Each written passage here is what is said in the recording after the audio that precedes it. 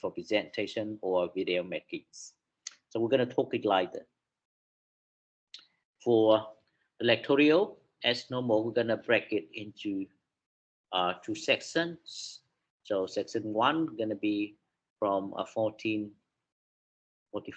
to 15 p.m. So at 15 p.m. we're going to get a break, 15 minutes break, okay? And then we're going to be back at 15:15 to have the second section of lectorial, and the last 5 minutes is going to be for Q&A. Also, this afternoon you're going to have assignment in class assignment that's going to be individual assignments. So you're going to have 30 minutes actually to do that, and after finish send you my email. Okay, so we're going to talk later.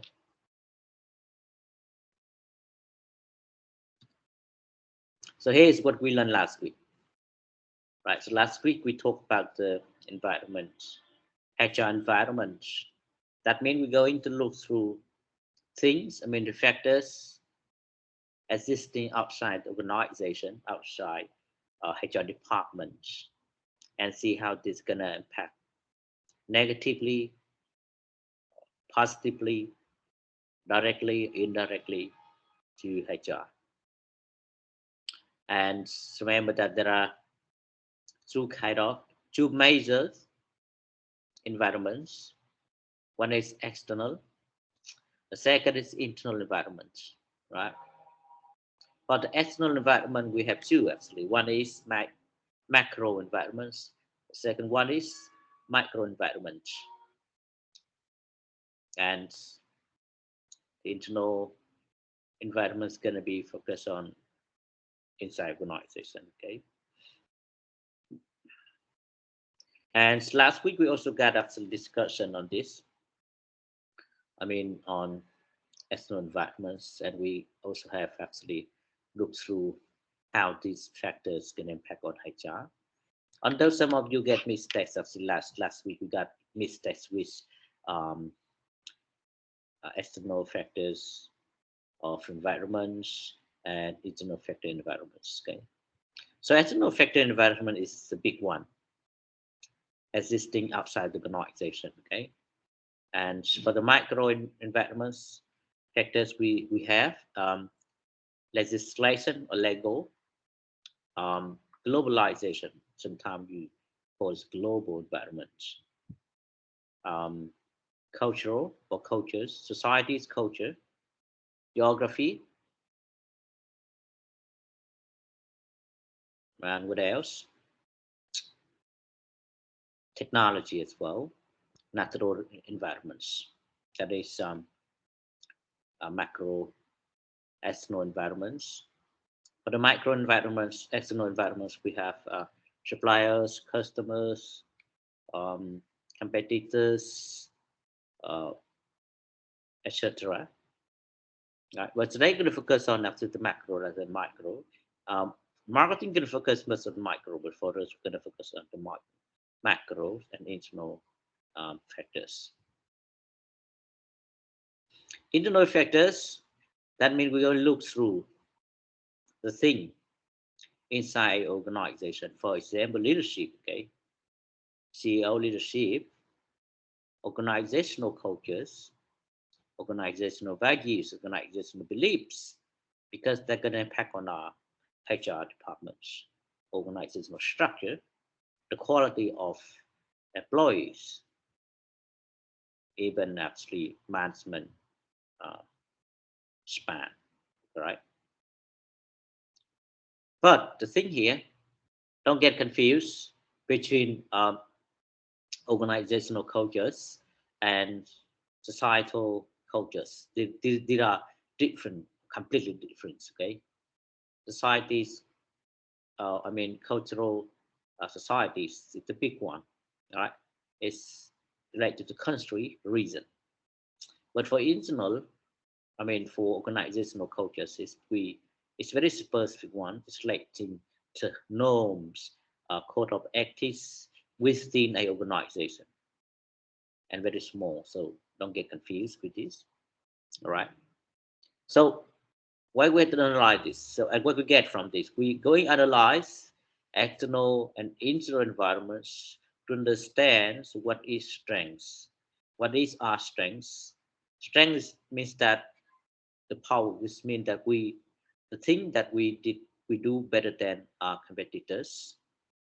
And through this analysis, we also recognize what is our weakness. All right, the weakness means that the competitors do better than us. And through analysis of environment, we may recognize the opportunities or what else? Or sorry, um, threats, right, from the environment. So opportunities that the thing gonna bring good thing, gonna impact positively on us. The threats is the bad thing, which gonna be impact negatively on us. That is threat. So we say this SWOT. Sometimes we hear this word SWOT analysis. That means we're going to analyze strengths, weaknesses, opportunities, and threats. Or we can say that we're going to analyze the environment. Okay.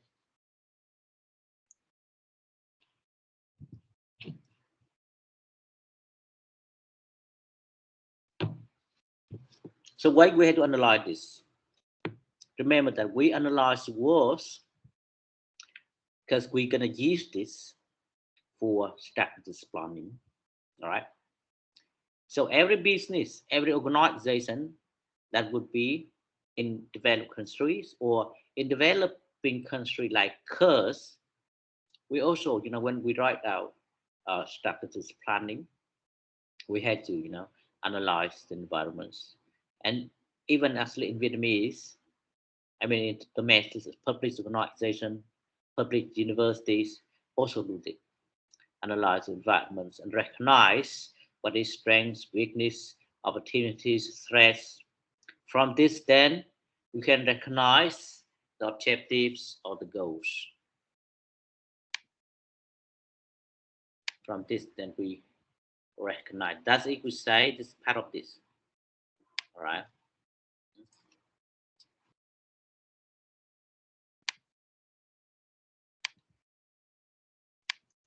Hmm? Sorry.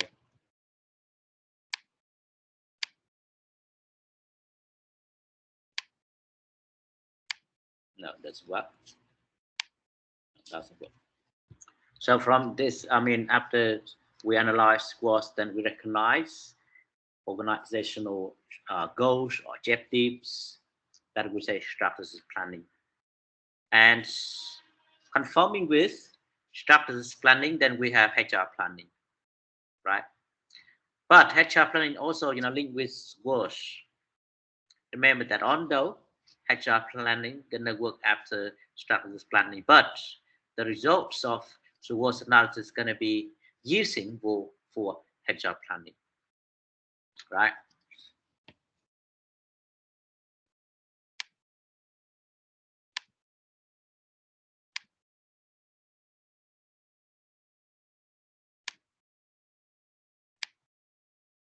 Which doesn't work. And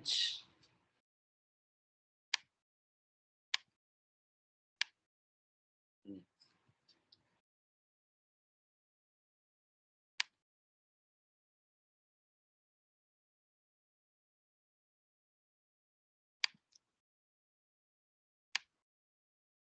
sorry, I'm going to use this pen which doesn't work.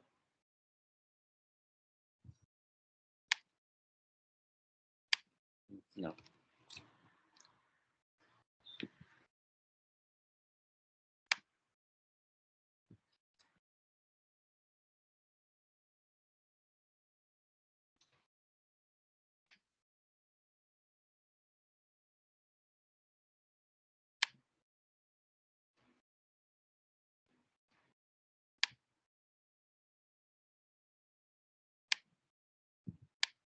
Mm.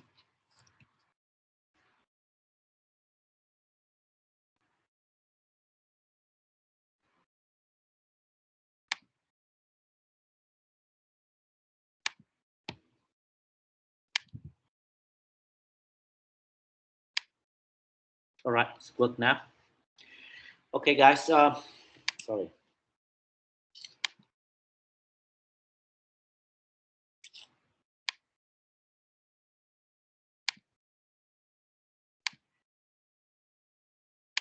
Okay, so this we learned it already. This we learned already. This we learned it already last week. Okay, we also learned it already. This strategies. This one. Sorry. No, I'm not sure what happened with this.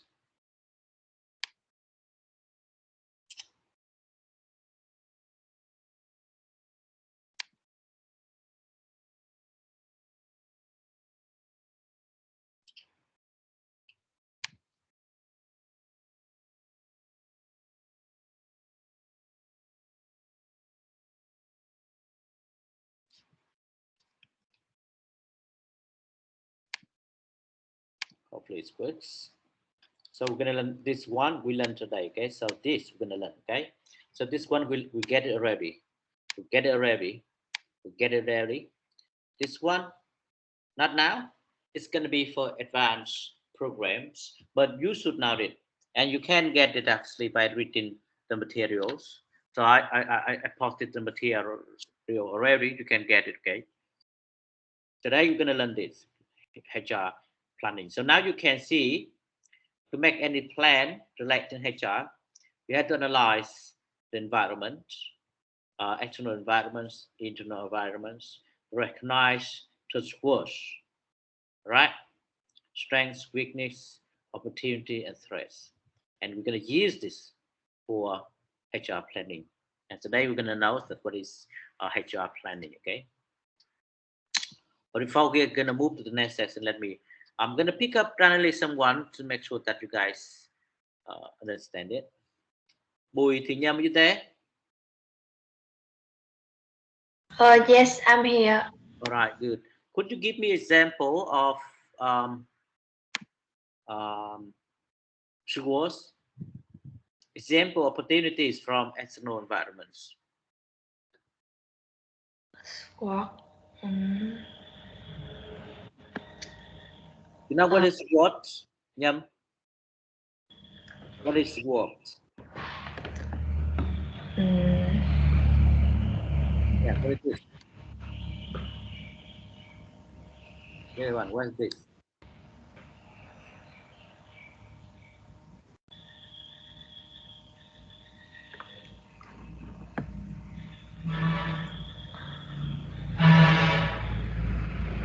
SWOT is a model business including strong risk, opportunity, and reason. But what is it? What S? What S for? But as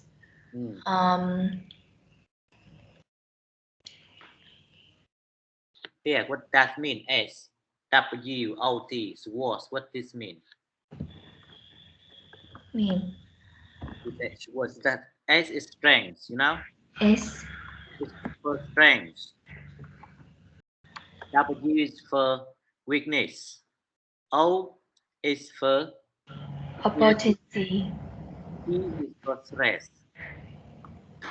Get that? You understand what I mean? I mean reasons. Um,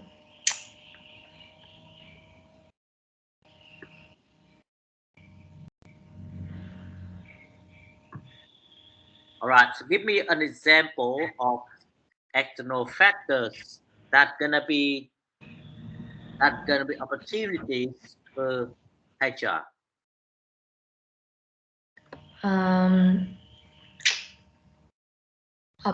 About opportunity.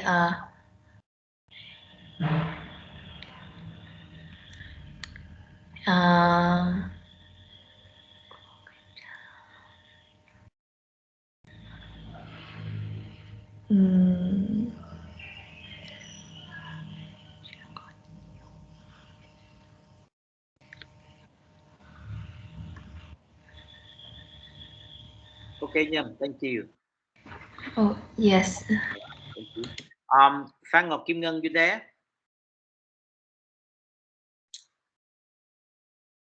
Phan Ngọc Kim Ngân. Yes, I'm here. Right. Could you give me an example of external factors that would be opportunities for business, for company?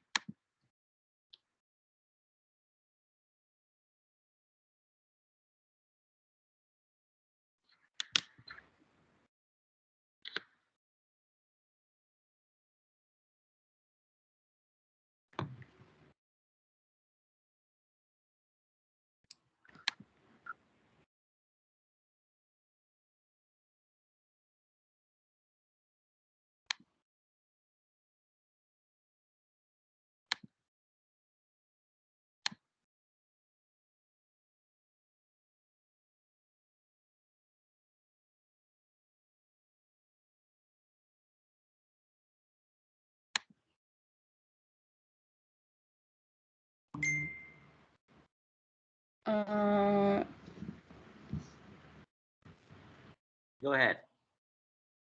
I think it natural resources. Yeah. Right. What did you think that?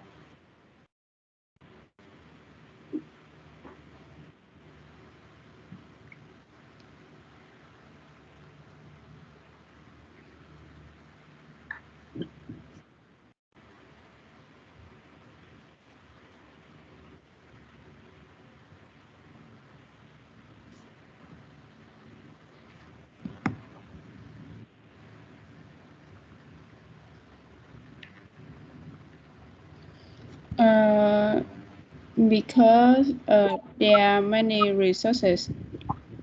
It took a lot of human resources to exploit. All right. That means bring Yeah. benefits to organizations, correct? Yes. All right, good. Thank you. That's that. Thank you, Ngân. Okay. Okay, guys. So just it is. I would like to recap you last week's lesson. Okay, we learned that already, and uh, even actually, you guys get the question to the class. I remember that several people actually answered the questions, and even actually the groups present their discussion actually right into external factors of environment and how it's going to be impact on business in terms of bringing opportunities or threats. All right, so that's good. But remember that. So today is just recap. I mean, we just summarize what we just learned last week.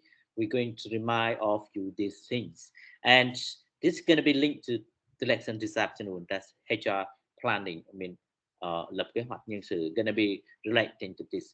HR planning also gives the scopes and structures planning, right? So before we're going to make plan, we need to have the goals or the objectives.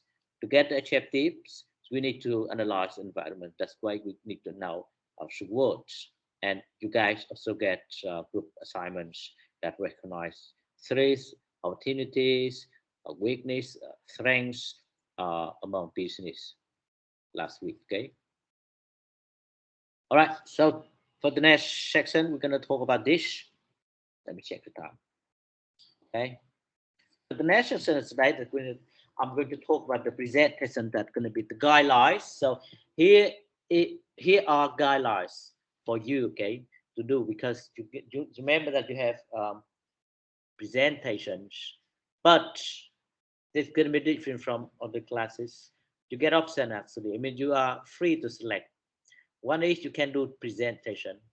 Another one gonna be video making. Okay, so we're gonna work with group later. So every group gonna uh, identify which one you're gonna be follow up presentation as traditional way or making video. Of course, today I'm gonna explain it. Okay, first for presentation, you have to do. I mean, to provide 15 slides, including the first slide. And go with this slide, then you should have presentation notes. Presentation notes that you are writing down what you present in slides. And of course, you got the limitation of words. It's going to be 1,000 words. Okay, slides is just provide the main points. We're not going to put everything on slides, and that's the reason why you need to have presentation notes. And after that, you're going to present it in the class. So that we say you should have oral presentation in the class, and that live for presentation is going to be in week 8, right? Now it's week 3, so you still have 5 weeks to do this in a group. Okay, you can present it in week 8, but before you go into present it, you need to submit the slides and presentation notes to me in advance. Okay, that is presentation, and of course I'm going to tell you what the topics or the themes that you're going to do for your presentation. It is group, remember that. The second, there is more creative required.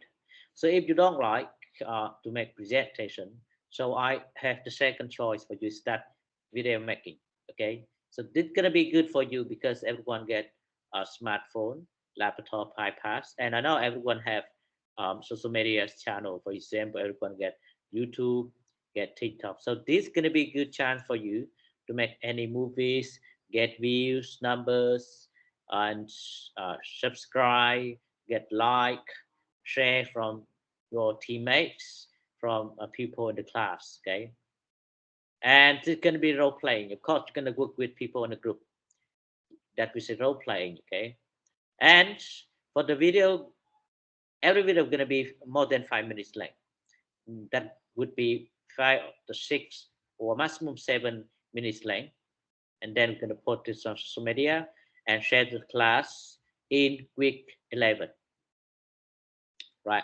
So for video making is requires actually creativity, and it's going to be make sure that you guys can actually do the best. Okay, so what a topic.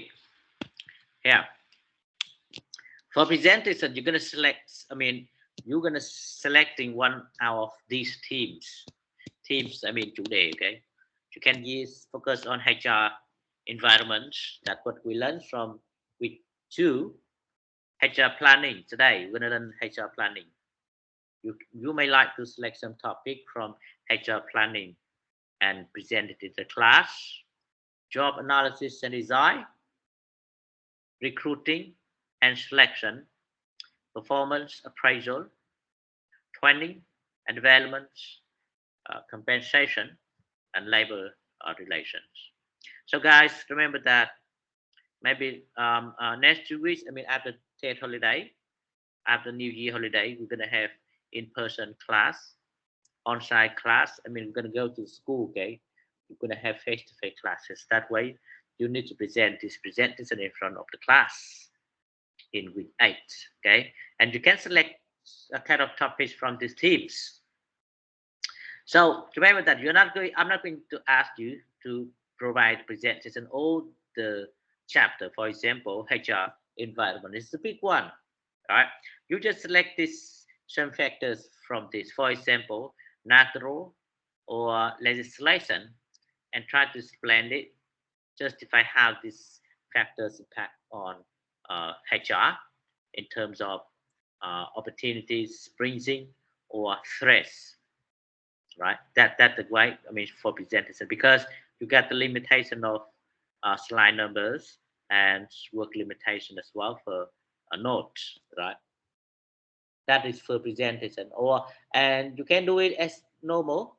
So I think everyone get familiar with presentation, right? Because every every course asks you to get presentation in the group and in class, so you know it. For the video topics, so the same, you're going to select a specific issues from the teams about. For example, ethical dilemma, manager, employee conflicts, etc.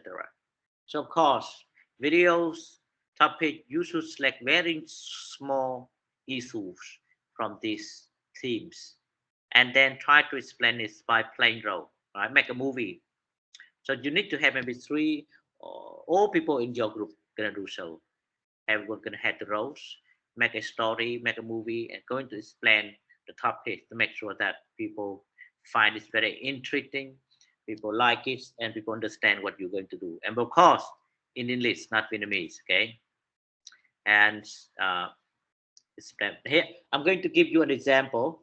So here is student in course of management. They talk about diversional and personal conflicts. They're going to explain it rather than going to read it, rather than to present this by slides. They make it movie. They make it movie. I mean, they make a movies with role playing. Right now, I'm going to open it.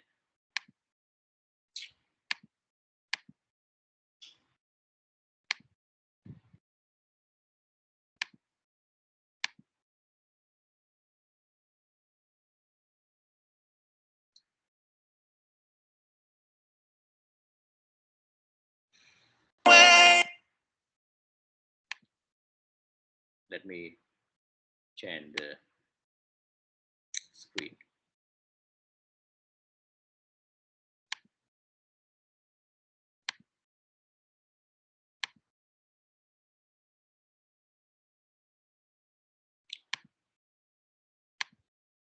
All right, so here it is. So please watch this and think of your videos for the next. Okay. This Steve didn't do it. 10, 9, 8, 7, 6, 5, 4, 3, 2, 1, 0.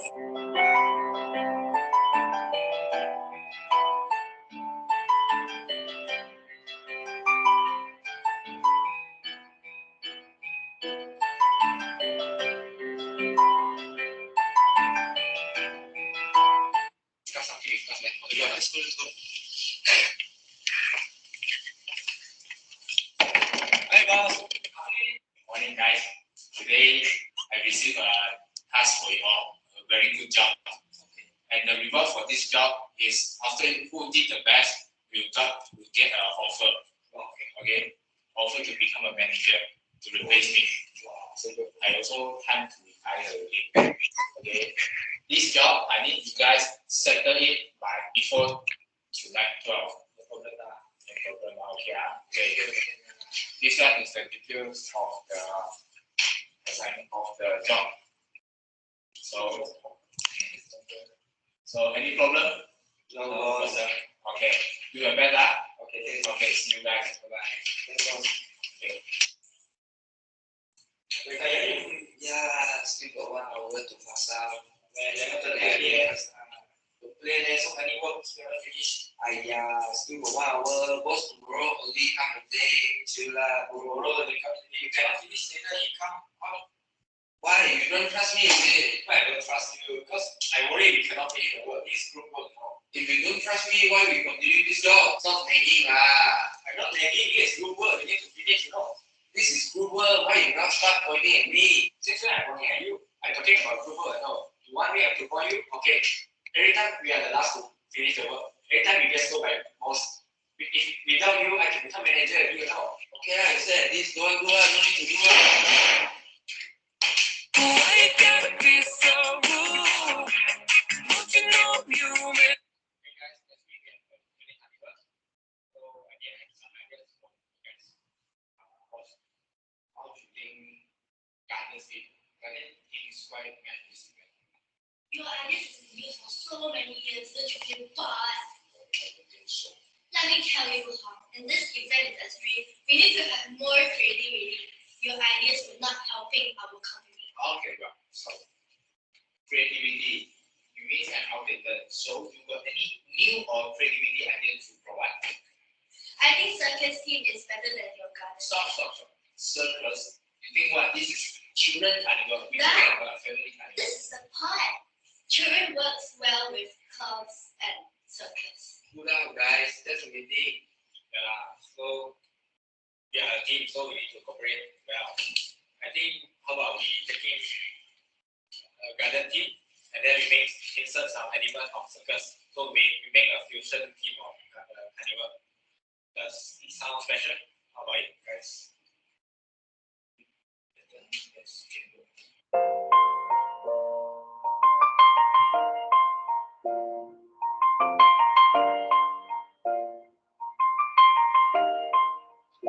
It's been a long day.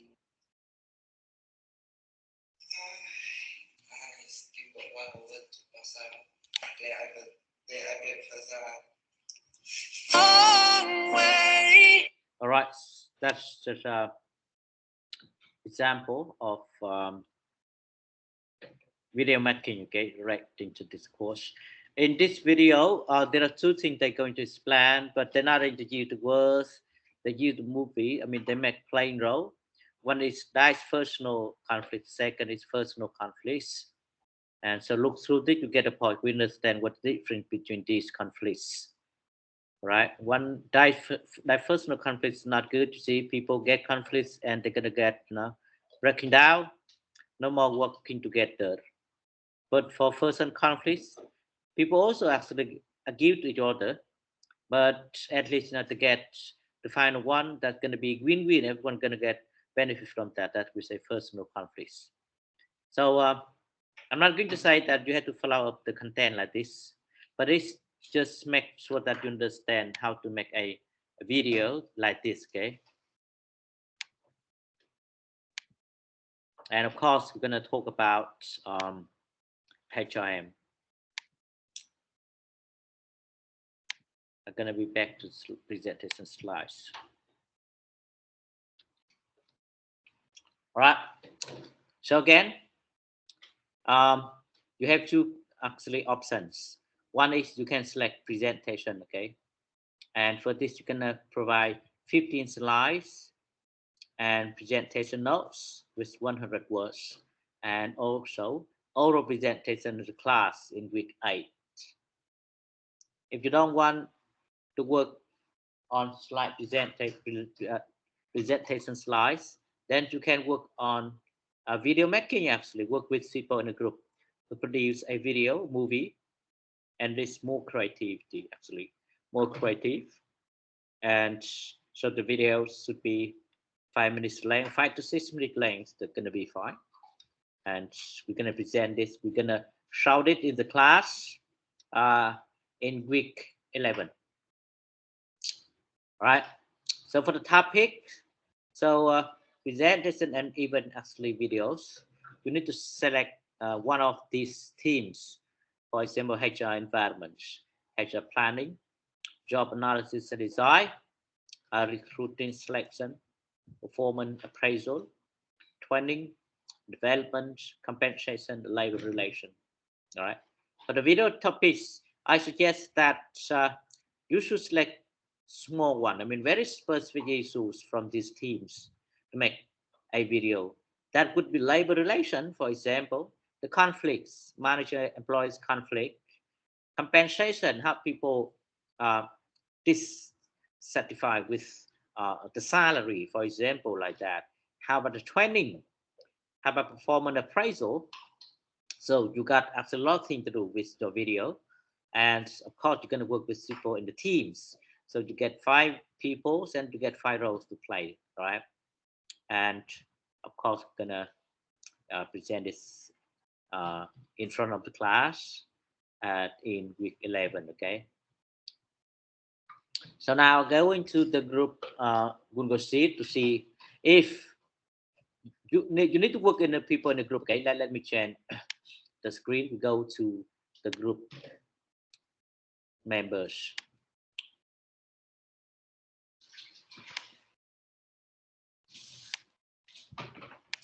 Right. See this? So here is our class. So we got 6 groups. So we got 6 groups. Now to select this, okay? Let me presentation.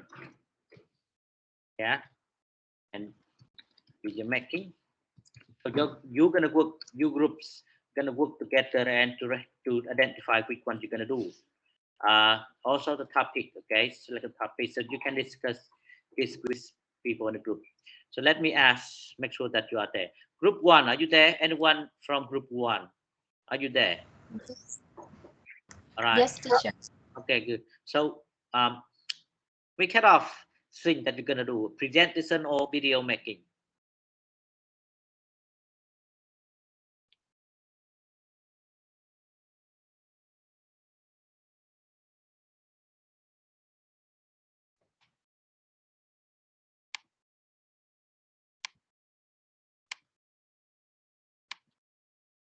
No, Teacher, you don't know? can I answer later? Yep. Yes, thank you. Okay. Group 2, are you there? Anyone from group 2? Yes, I'm here. All right. So what kind of thing that you guys gonna do? Presentation or video making? We are discussing. All right. Good. So just a few minutes. All right. So if you finish, just go through this Google Sheet and write down here. Okay. I'm gonna check it next week to make sure that every group get ready for this. Thank you. Group 3, are you there? Any people from group 3? Yes, I'm here. Okay, good. So what kind of thing that you guys gonna do? Presentation or video making?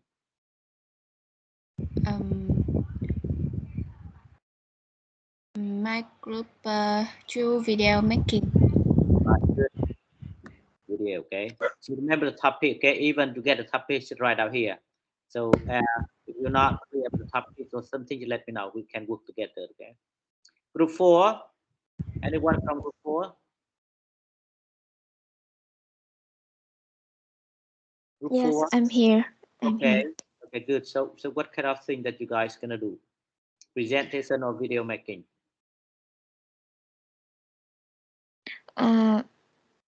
We are discussing, so All right, that's good. Gonna just a be minute. later. All right, good. Group 5. Any people there?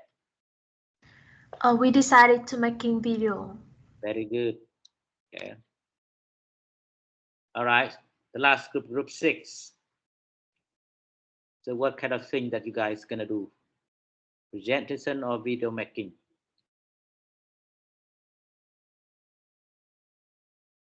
Nhâm, you there? Anyone from group 6? Thảo Vi, Lâm Võ, Thảo Vi. Yes, I'm All here. right. So what kind of thing that you guys can do? Presentation or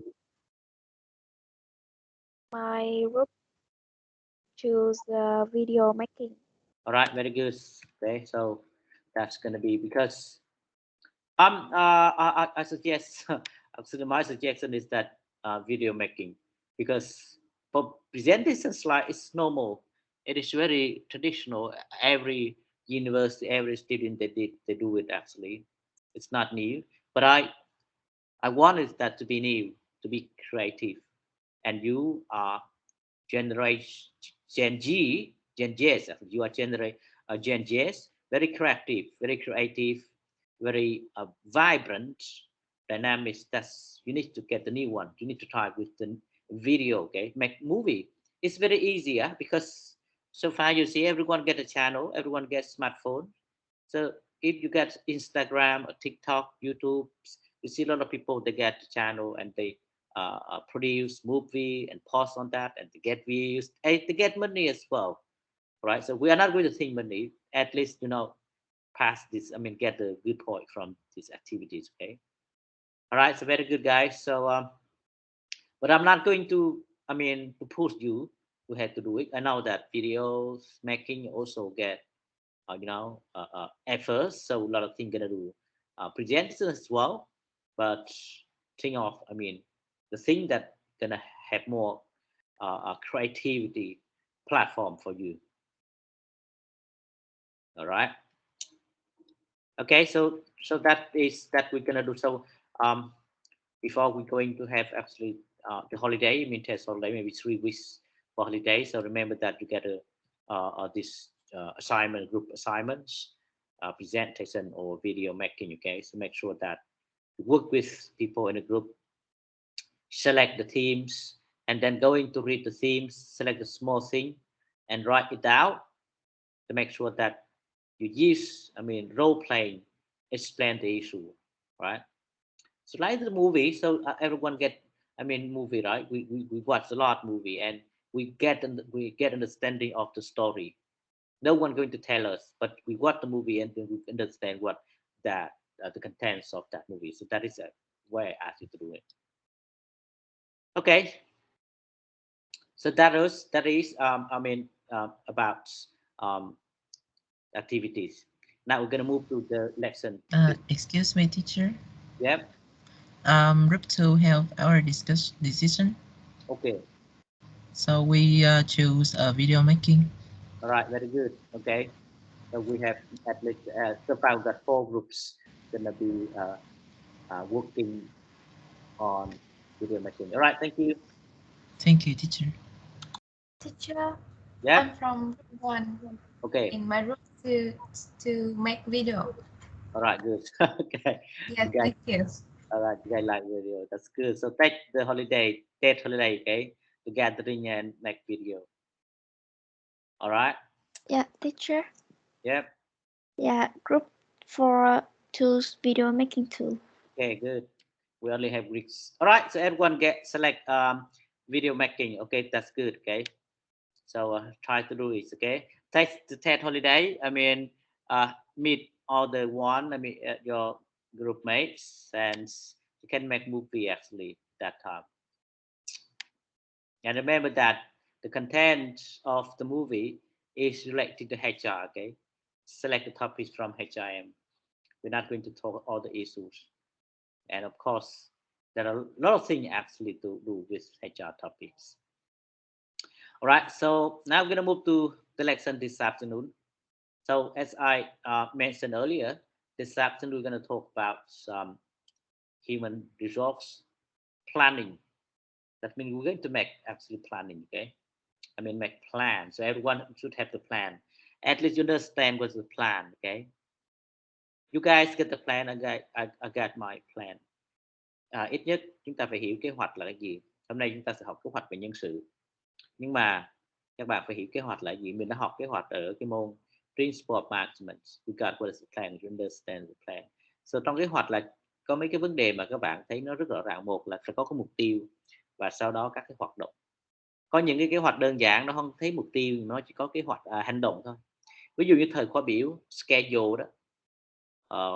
Sometimes we get this like a table time. Cái thời khóa biểu đó, schedule, learning schedule đó đó. Và mình đang học ví dụ thứ 6 mình có buổi chiều môn HRM dạy tiếng Anh, đó chính là một cái kế hoạch đơn giản.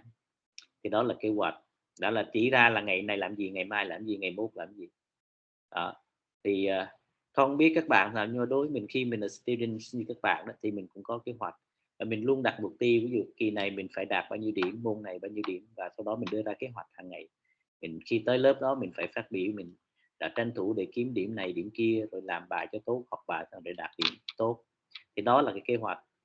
Kế hoạch nghĩa là mình đưa ra những hành động để mình đạt được cái mục tiêu mà mình mong muốn trong tương lai.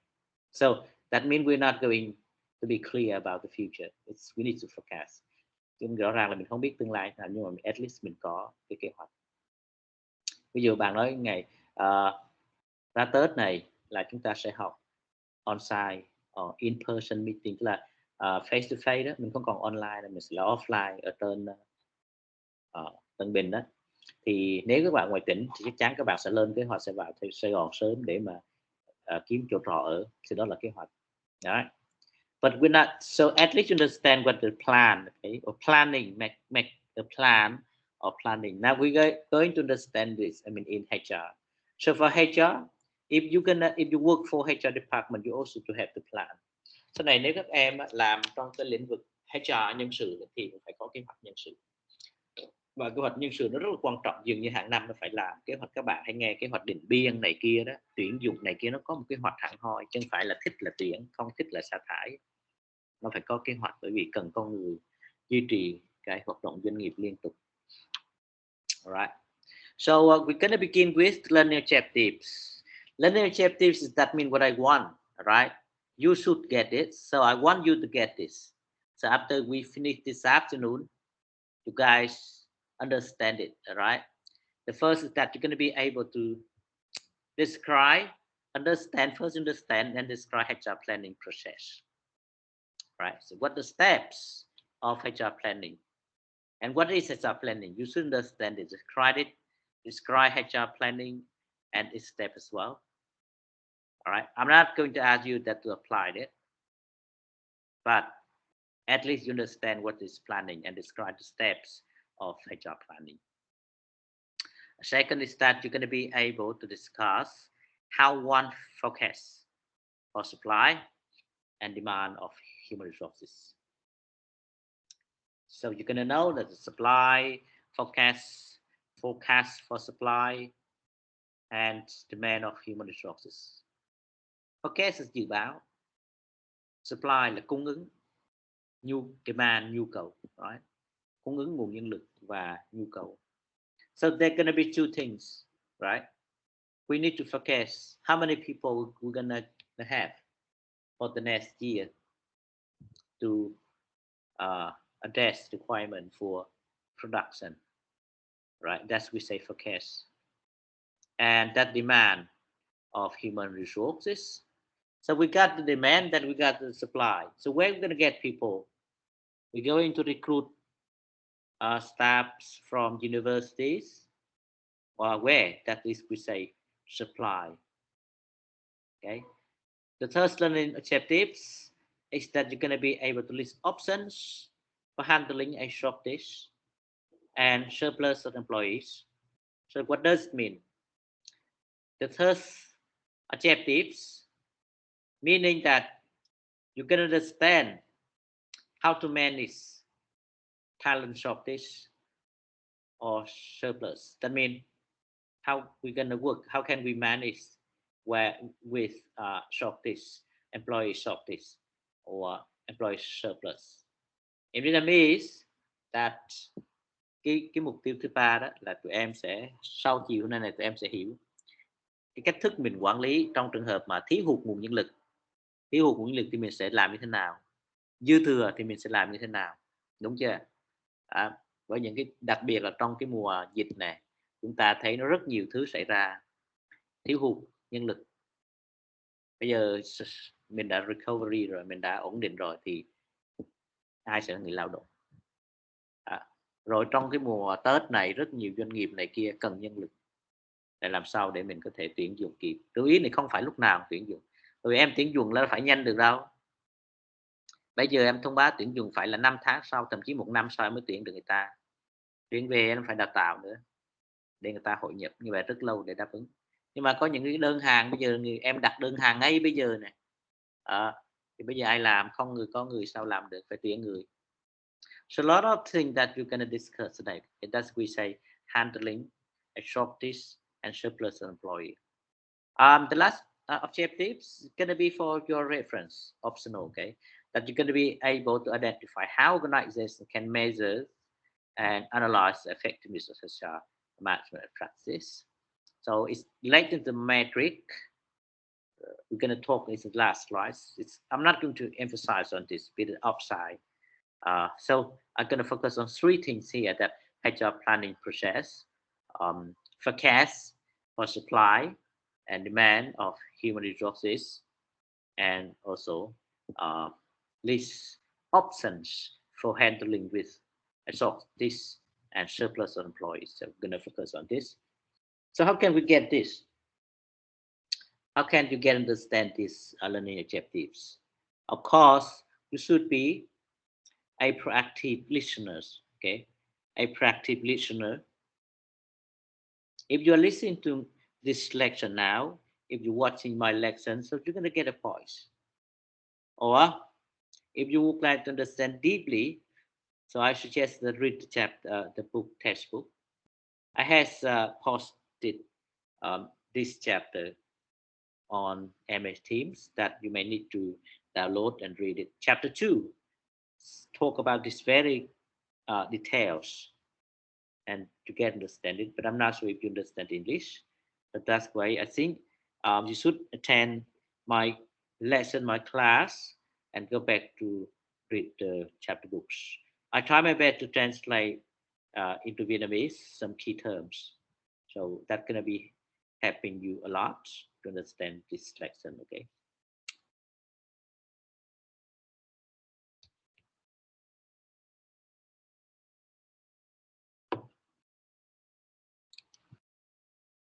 All right, now the first thing that we should understand is that human resources planning. So as I mentioned earlier, so plan is just list the table. Sorry, it's list the time, the action, the objectives that you want to get. But now for HR, so what is the plan? Human resource planning is that the process, remain that the process that step by step, okay, is the process of analyzing and identifying the need for and availability of people so that the organization can meet its strategic objectives. All right, again, so human resources planning is the process of analyzing, identifying the need for and availability of people so that the organization can meet its strategic objectives.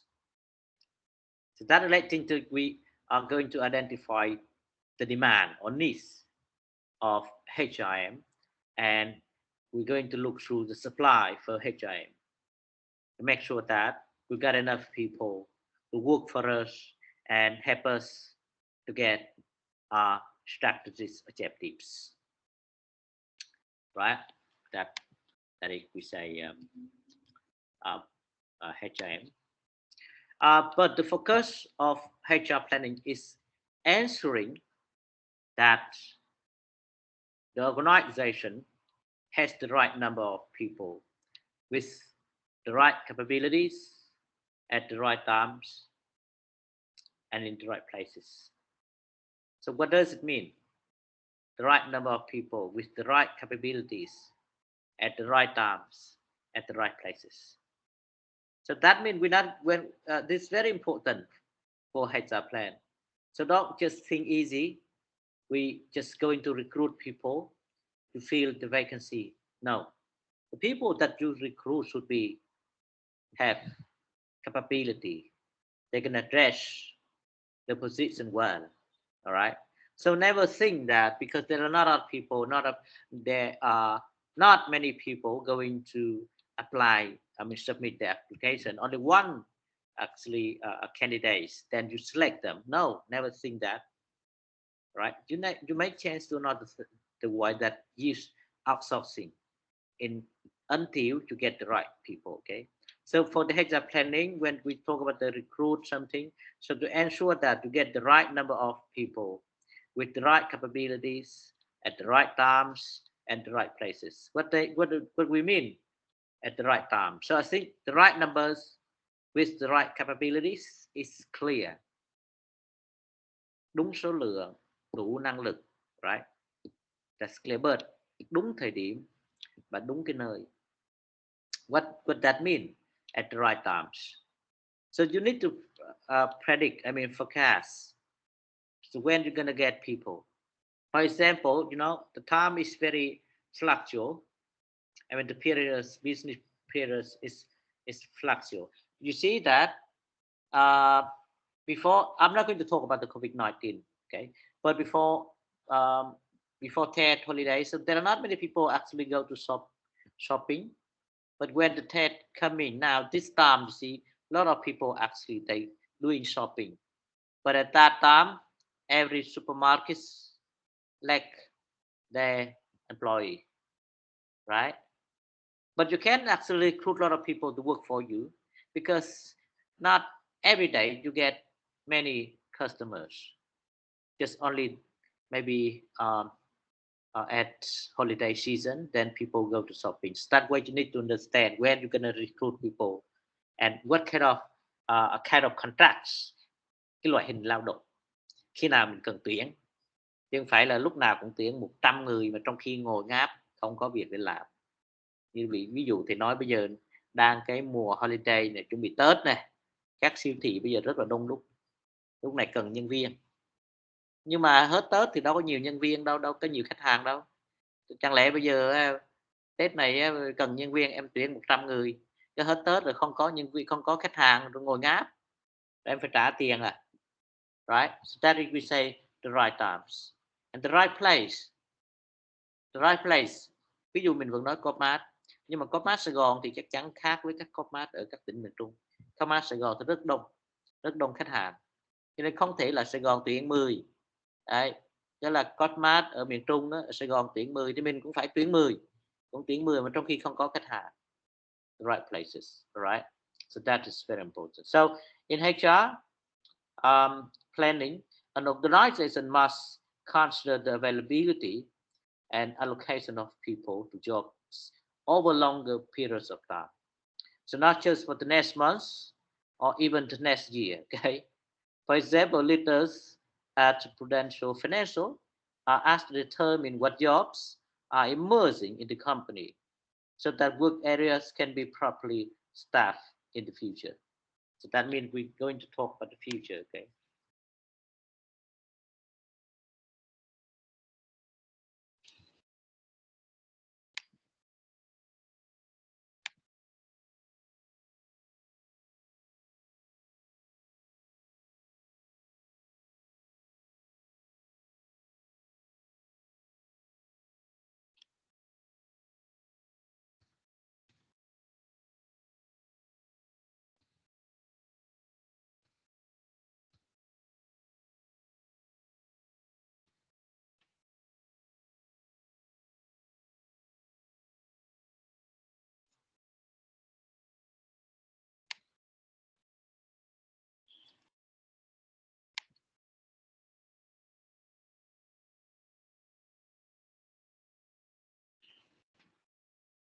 Another thing, so we understand, so now we know what is HR plan and the rule of HR planning. Okay.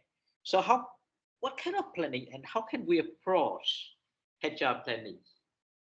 Right?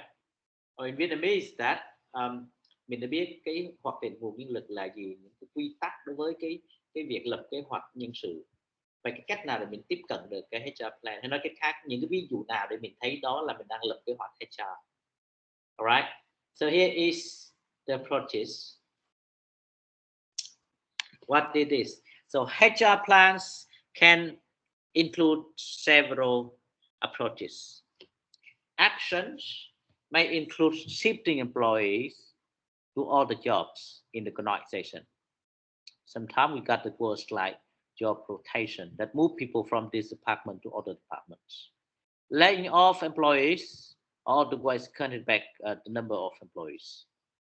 Retraining current employees and or increasing the numbers of employees in the certain areas. So the factors to consider include the current employees' knowledge, skills, abilities that we say KSAs, and career aspirations as well as vacancy expected as the results of retirements, promotions, transfers, and discharges. So to do this, HR professionals work with executives and managers. Human capital solutions are also available that enable HR managers to identify how to develop talents to allow the organization to reach its established goals. All right. Okay, so far what we know. So far we know is that the definition of HR planning. We know that answering related in HR planning that just needs to have right number of human resources with the right capabilities at the right times and in the right places. And here is the way that we're gonna approach HR planning. For example, shifting employees to other jobs in the organization, we're laying off employees or cutting back the number of employees, retraining current employees, increasing the number of employees in certain areas that can be recruitment, for example. It is, we say, HR plan approaches, right?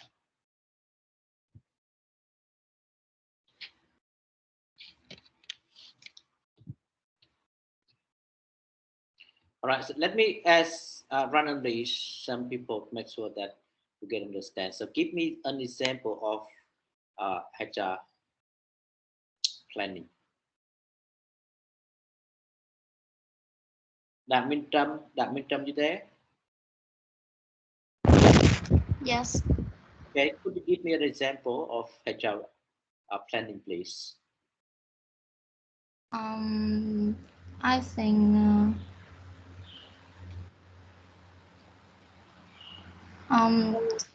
step 1, forecasting human resource needs. Say again. This is the job. Say again. Forecasting human resources. All right. Predict. All right. Okay. This All right. is the job. Yes, that's kind of, but very clear when we talk about HR planning, lập kế hoạch nhân sự. For example, recruiting. Okay. Yeah. This is the job of assessing human resources of the enterprise in the future. Next, step 2, analyze the current situation of human resources. Research the human resource market outside the company and the company existing human resources.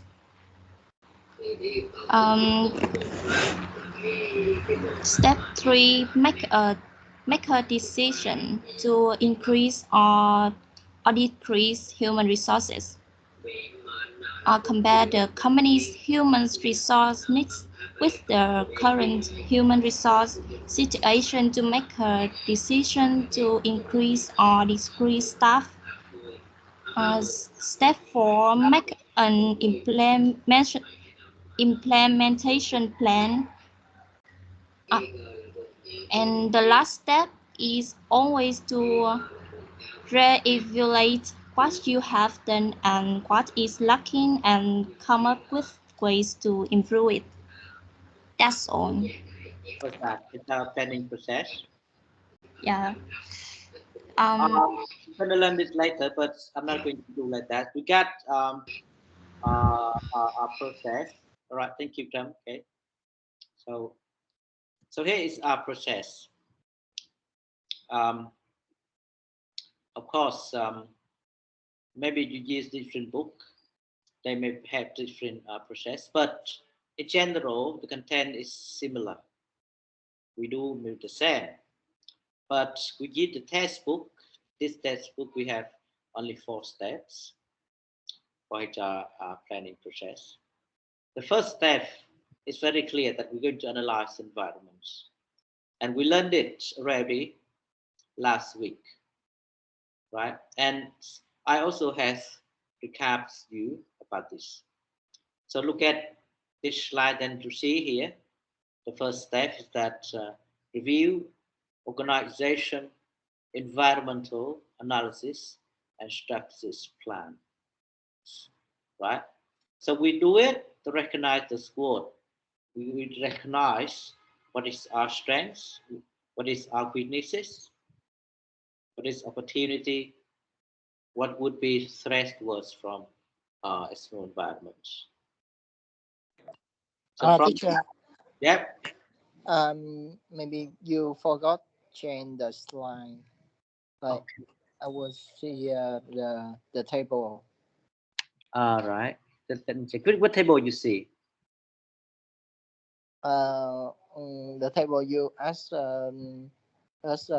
presentation of video. Oh, okay. All right. That's Google Sheet, correct? Let me check. Good. All right.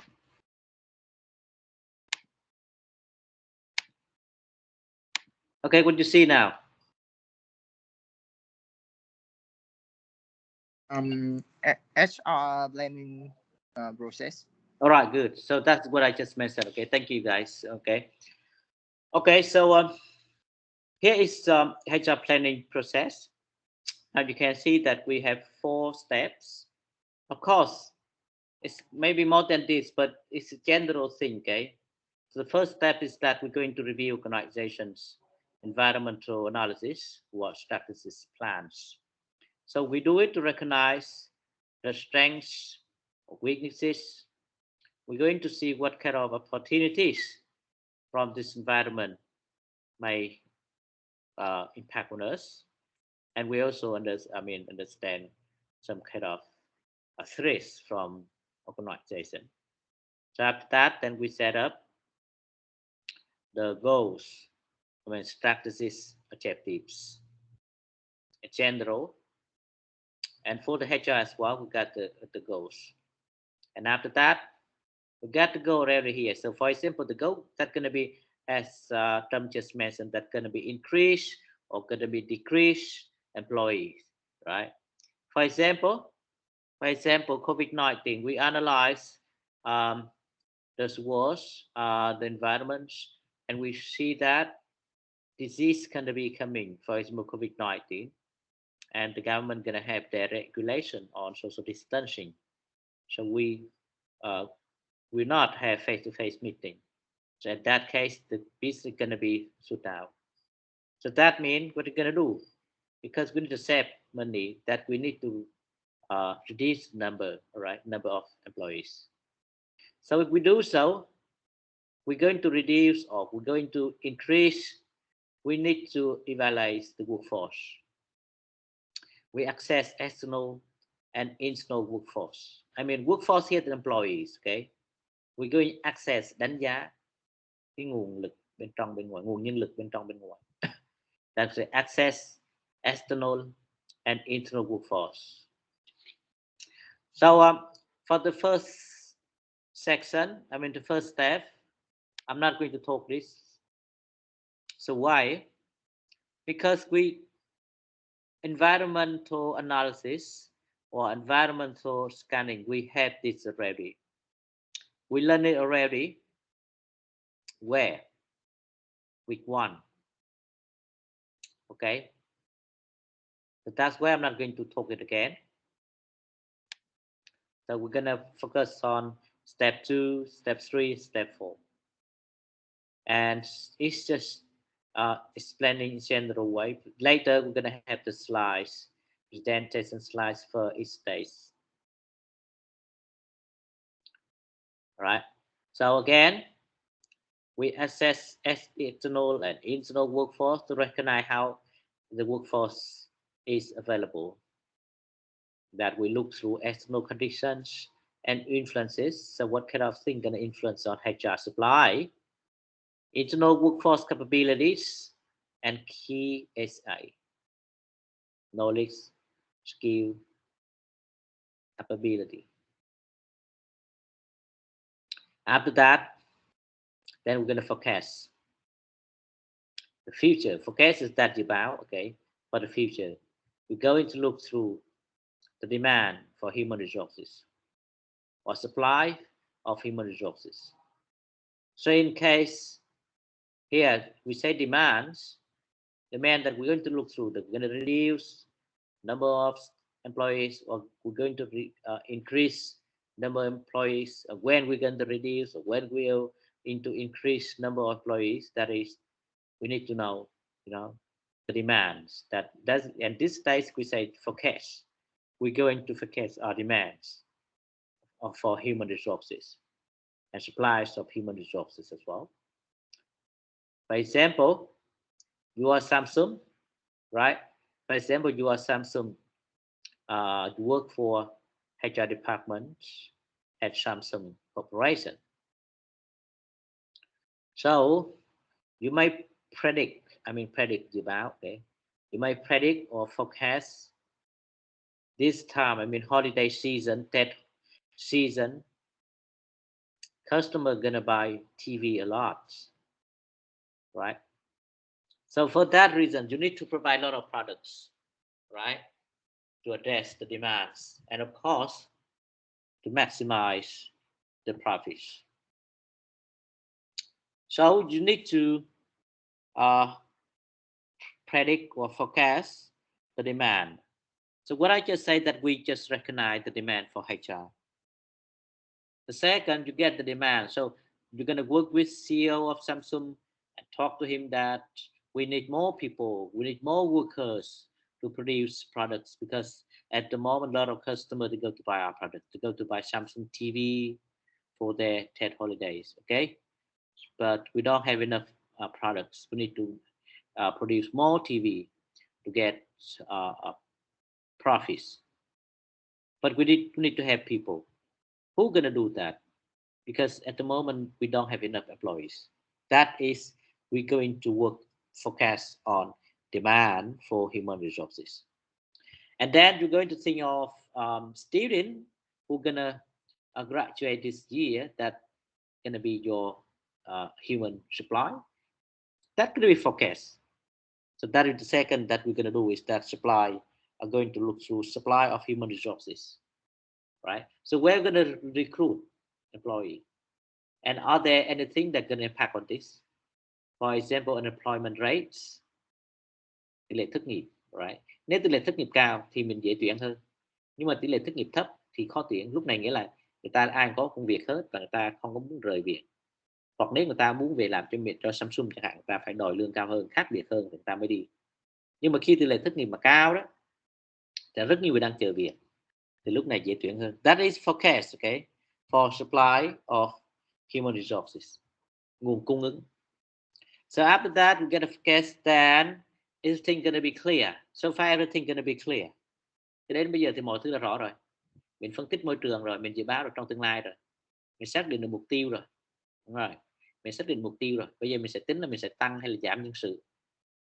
Nếu mình tăng thì bây giờ mình phải nhu cầu tăng bao nhiêu đấy, bây giờ tăng 10 rồi, ok, đó là nhu cầu mình dự báo mình sẽ tăng 10 người.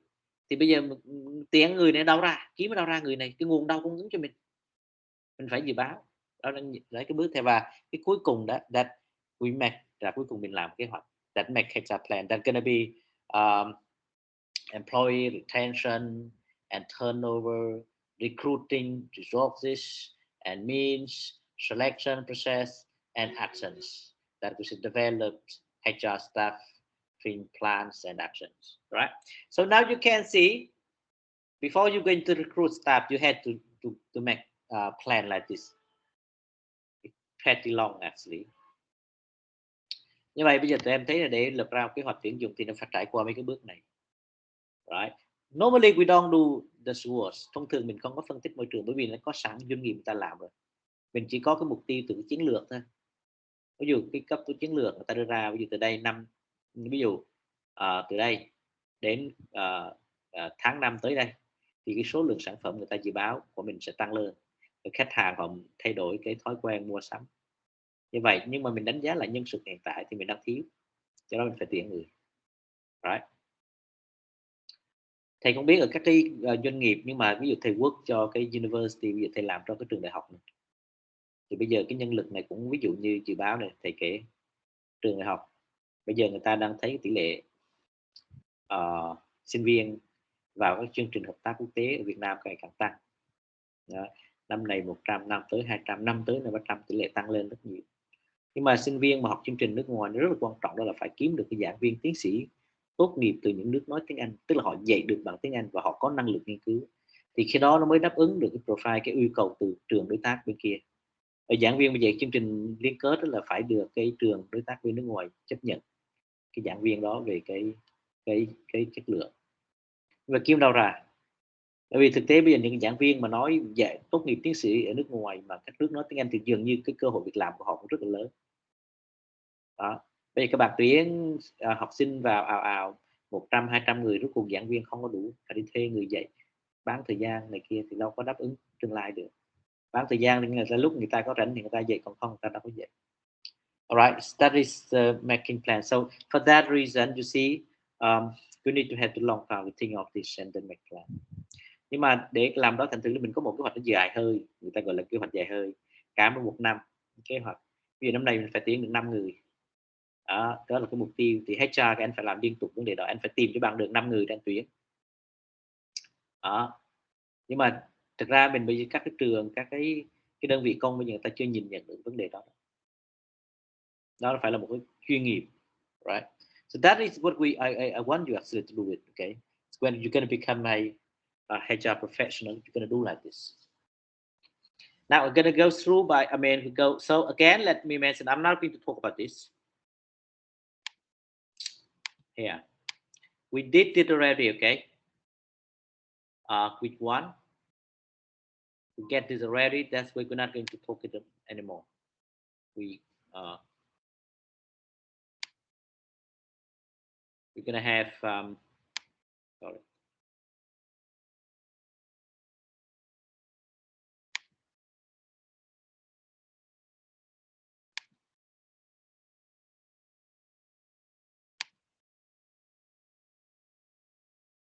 We're going to have focus on step 2, step 3, and step 4.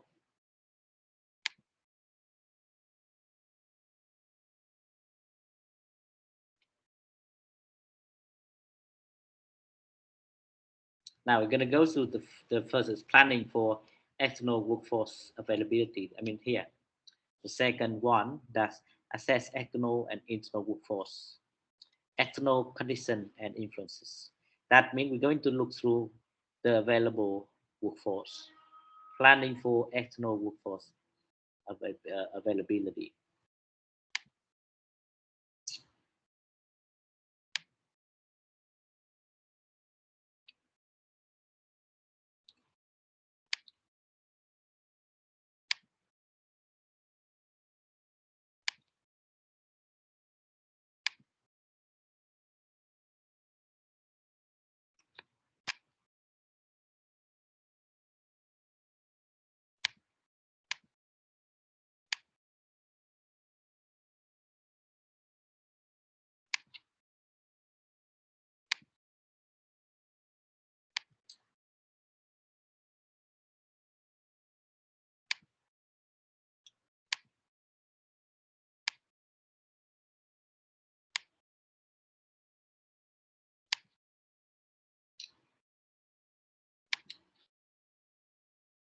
So planning for external workforce availability, that means if a network technology company plans to double its number of clients accounts from 100 to 20 in a 3 years period, so the firm, I mean company, must also identify how many and what types of new employees will be needed to staff the expanded services, locations, and facilities. So these new employees will probably be obtained from outside the current pool of employees, which means that the company and its HR department will need to be aware of the forces that impact external labor markets. We know this actually from environmental analysis, was, but now we're going to go very in details, letting the understand that how workforce going to be availabilities, what's going to impact on this. So several specific factors that affects external pool of potential employees are highlighted next. So the first is economics and governmental factors. They can impact on HR planning, right? For example, we have a government regulation affect labor supply. So like the issue discussed in this chapter's HR headline feature, the general economics circles of recession and the boom effect HR planning. The factors such as interest rates, okay, inflation and economic decline or growth affect the availability of workers. Sau những vấn đề như cái lời lãi suất này, lạm phát này, sự tăng giảm của nền kinh tế để tác động sự sẵn sàng của công nhân. And should be considered when organizational and HR plans objectives are formulated. So mình phải xem xét khi mình thiết đặt cái mục tiêu, cái kế hoạch nhân sự. There is a considerable difference between finding qualified applicants in a 4% unemployment markets compared to 9% unemployment markets. The example that I just mentioned, right? Tỷ lệ thất nghiệp, nếu mà tỷ lệ thất nghiệp nhiều thì có thể mình dễ tuyển dụng hơn so với tỷ lệ nước mà tỷ lệ thất nghiệp rất thấp. So as the unemployment rate rises, the number of qualified people looking for work increases. Correct? So which often makes it easier for companies to fill some jobs. However, the people who are hired may receive lower pay and benefits because companies have more hiring options and leverage. So as the unemployment rate decreases, there are fewer potential employees who are available, meaning that companies must provide more attractive compensation to recruit qualified employees. Right?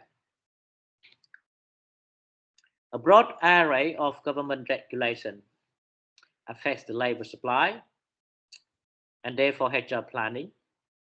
As a result, HR planning must be done by individuals who understand the legal requirements of various government regulations. For example, in the United States and other countries, the tax legislation at local, state, and federal levels affect HR planning. Vậy chúng ta thấy cái vấn đề mà quy định về thuế này, ở cấp địa phương, cấp bang, cấp nhà nước ở Mỹ nó cũng tác động đến cái việc mà mình tuyển dụng nhân sự. Pension provision về việc cung cấp lương hưu. Social Security legislation may change retirement patterns and funding options. So elimination or expansion of tax benefits for job training expenses might alter some job training activity associated with workforce expansions. So in summary, an organization must consider a variety of economic factors and government policies, regulations, laws during HR planning process, focuses on those that specifically affect the company.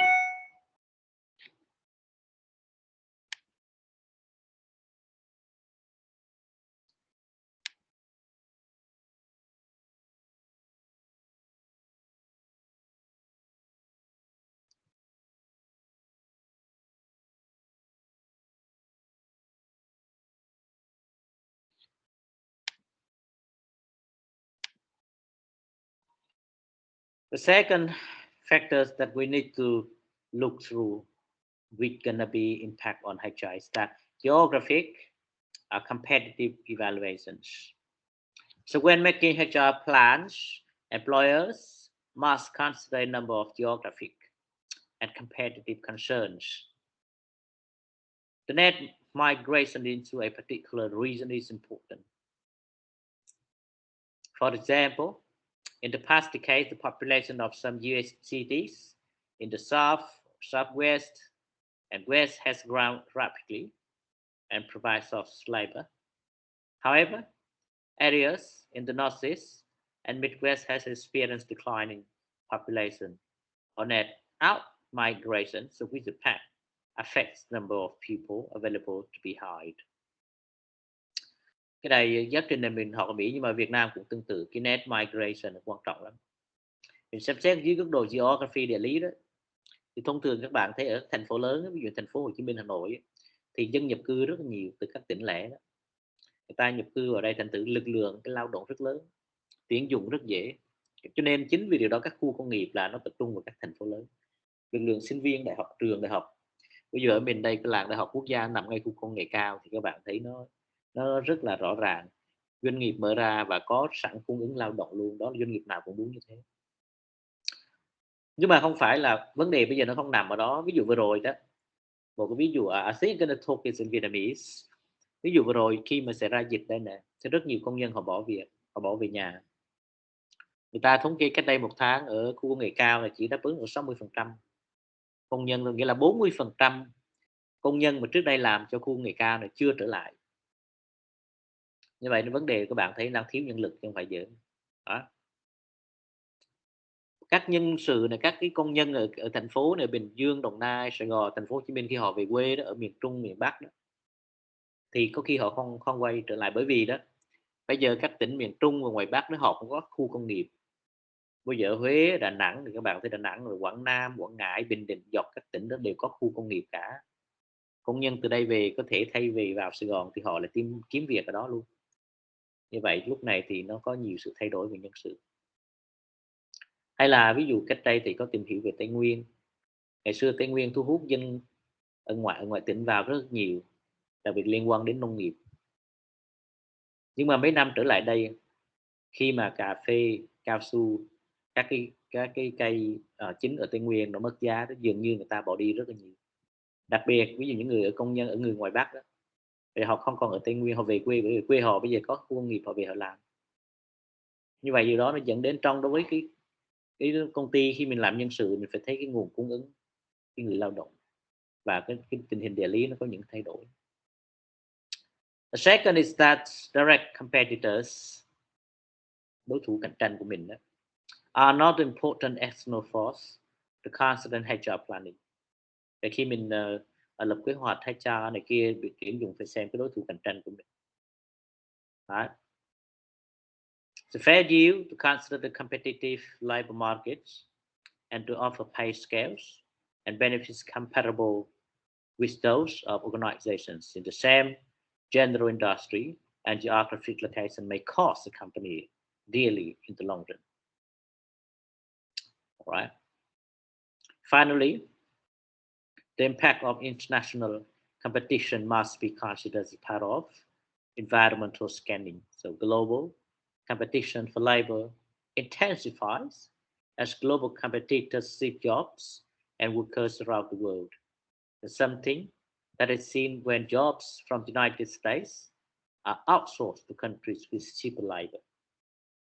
Right? So globalization, we say it's direct competitors, international competition. It's the result of globalization. So now you see actually in Ho Chi Minh cities, there are pretty diverse, I think. So I meet several people from South Asia, like Indian, Pakistan, Nepal. They live here, they work, I mean, they work in Ho Chi Minh City, they buy job, they study actually. I got some students actually from India and Korea as well at IU. Especially Korea, you know, there are, I think there are more than 70,000 Korean people here in Ho Chi Minh City, in which 30,000 Korean are living in Thủ Đức, Thảo Điền, so large. And these people also get job, I mean, find jobs. So that means international competition. And of course, that's gonna put, I mean, when we're going to recognize access, we're going to access external workforce availability is a thing of this.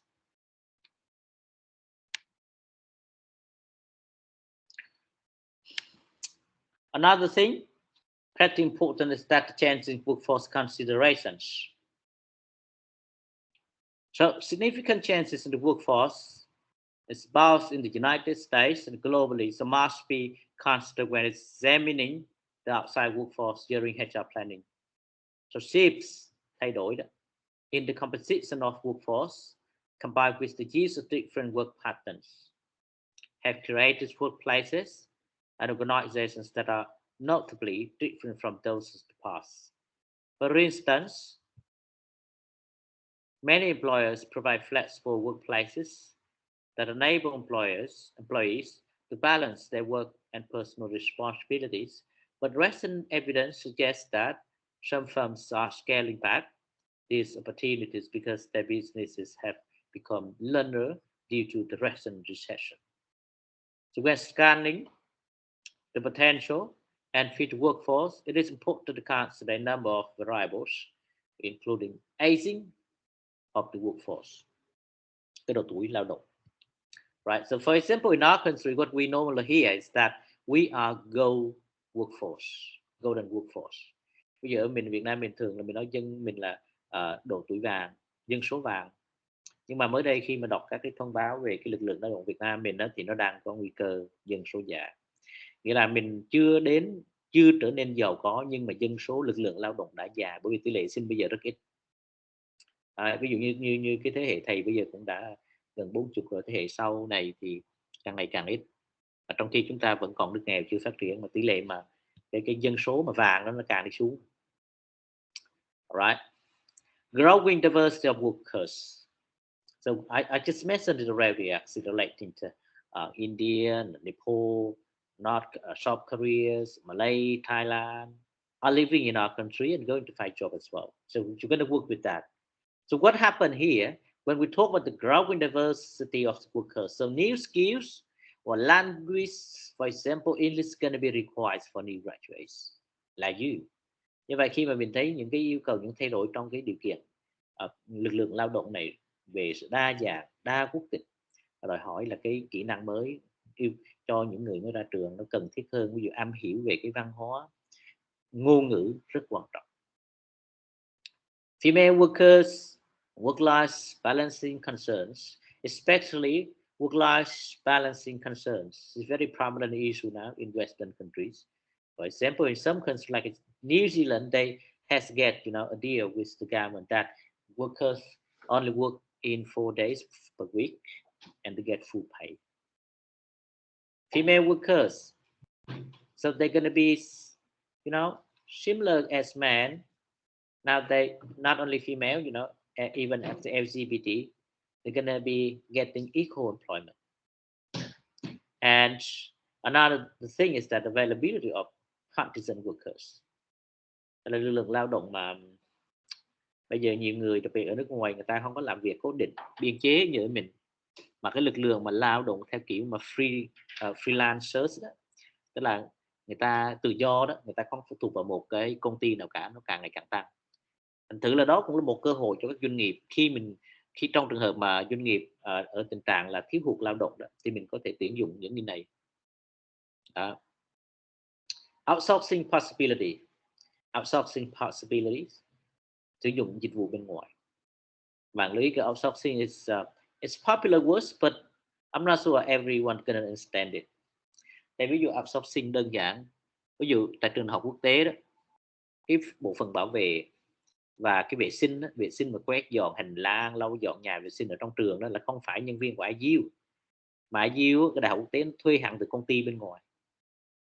Bảo vệ cũng bên ngoài luôn, họ vào họ làm, họ nhận lương từ công ty của họ, bên IU trả thẳng cho công ty và công ty trả lại lương cho những người đó, họ tới họ làm thôi, chứ không phải là nhân viên ở phòng hành chính rồi phòng cơ sở vật chất thuộc IU rồi mình phải trả lương biên chế của họ, không có. Outsourcing luôn, dịch vụ cho người khác luôn. Thậm chí ở nước ngoài các cái trường đại học là cái building này xây dựng nó phải nó xây đâu, doanh nghiệp nó xây, sau đó cho trường học thuê lại luôn, đó là dạng outsourcing, mình phải xem xét. Alright, so when assessing these factors, it is important to analyze how they affect the current and future availability of workers with specific abilities and experience. For instance, in a number of industries, the median age of highly specialized professionals is more than 50 years, and the supply of potential replacement with adequate education experience is not sufficient to replace such employees as they retire. Many firms have planned for workforce shortages because of the brain drain created by the retirement of existing older workers. Ở đây các bạn để một vài cái ví dụ về những yếu tố này. Bây giờ nếu các bạn để ý, mình ở Việt Nam này, học HR thì mình phải tìm hiểu Việt Nam. Hình như mình đang tăng cái tuổi hưu, bởi vì người ta đang dự báo là Việt Nam dân số mình, cái lực lượng lao động của mình đang trở nên già, tức là thế hệ trẻ nó ít. Bây giờ mà mình để tuổi 60 là hưu thì sẽ không có người làm việc. Đó, như vậy là nếu như mà người ta kéo dài cái tuổi hưu đó thì cái tỷ lệ mà thay đổi replacement, mình thay đổi nhân sự đó nó sẽ ít hơn.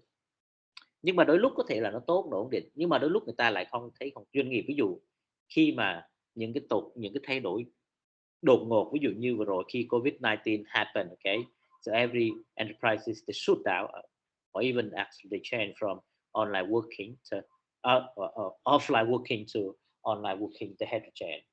Ví dụ có thể ổn định nhân sự tốt, nhưng mà khi những cái thay đổi nhất định vừa rồi các bạn thấy thì khi COVID-19 tới, mọi thứ thay đổi. Các doanh nghiệp người ta chuyển từ về online sang offline, từ offline sang online, làm việc online. Nhưng mà thế hệ trẻ thì có thể nó áp ứng rất nhanh với công nghệ, nhưng mà những người già đó, thế hệ trước thì họ đâu có làm được cái đó đâu, họ không biết xài công nghệ, họ cũng thấy rất khó chịu. Thì khi đó nếu mình để tuổi già miết thì sau kịp mình thay thế những người đáp ứng được những thay đổi này. Right?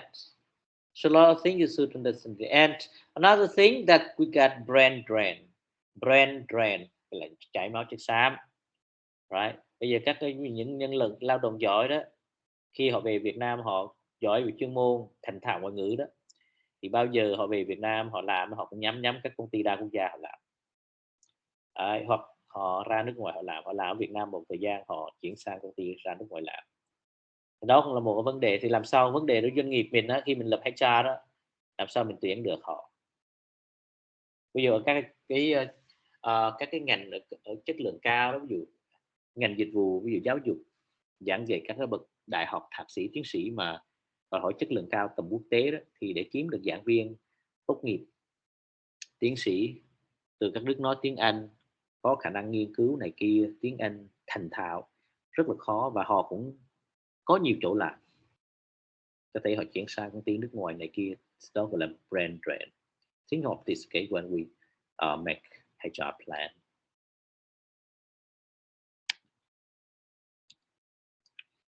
Now we're going to assess the internal, that we say planning for internal workforce availability.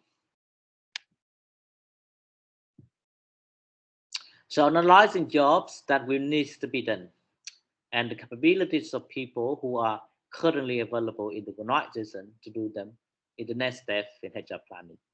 So the needs of the organization must be compared to the existing labor supply, as well as the potential labor supply available outside the firm. So here the thing that we're going to look through,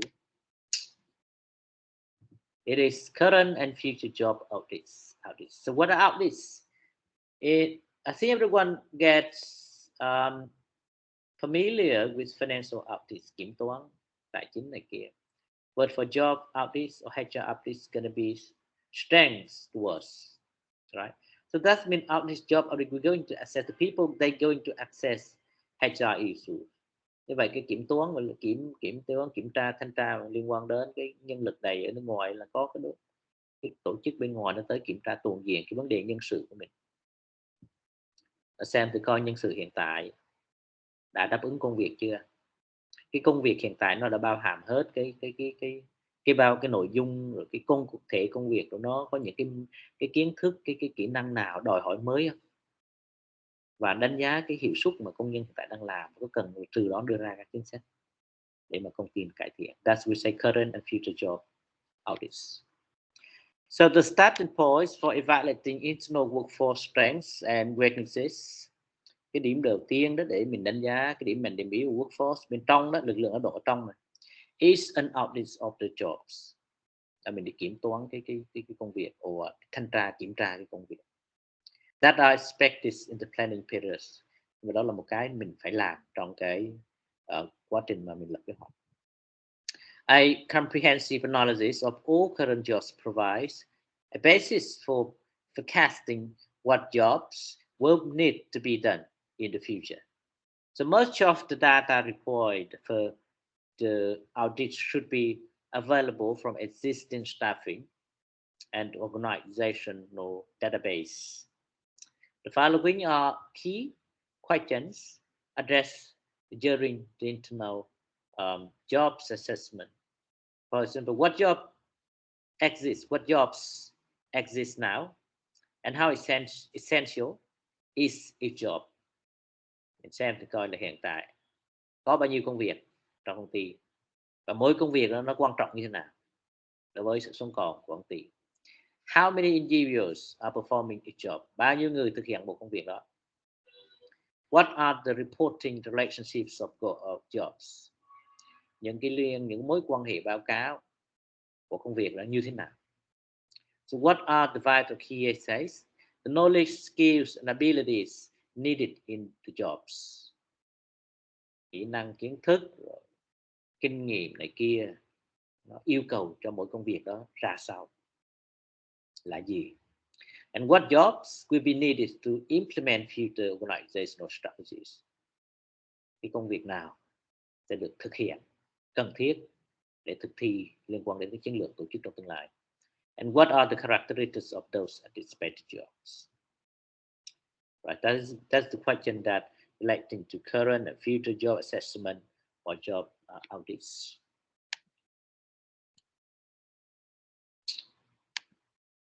Second is the employee and organizational capabilities inventory. It is relating to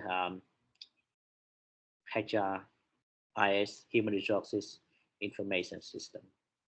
Này liên quan đến cái việc mà mình lưu trữ hồ sơ của nhân sự. So as HR planners, là người lập kế hoạch HR đó, so gain understanding of the current and future jobs that will be necessary to carry out organizational plans. They can conduct a detailed outreach of current employees and their capabilities.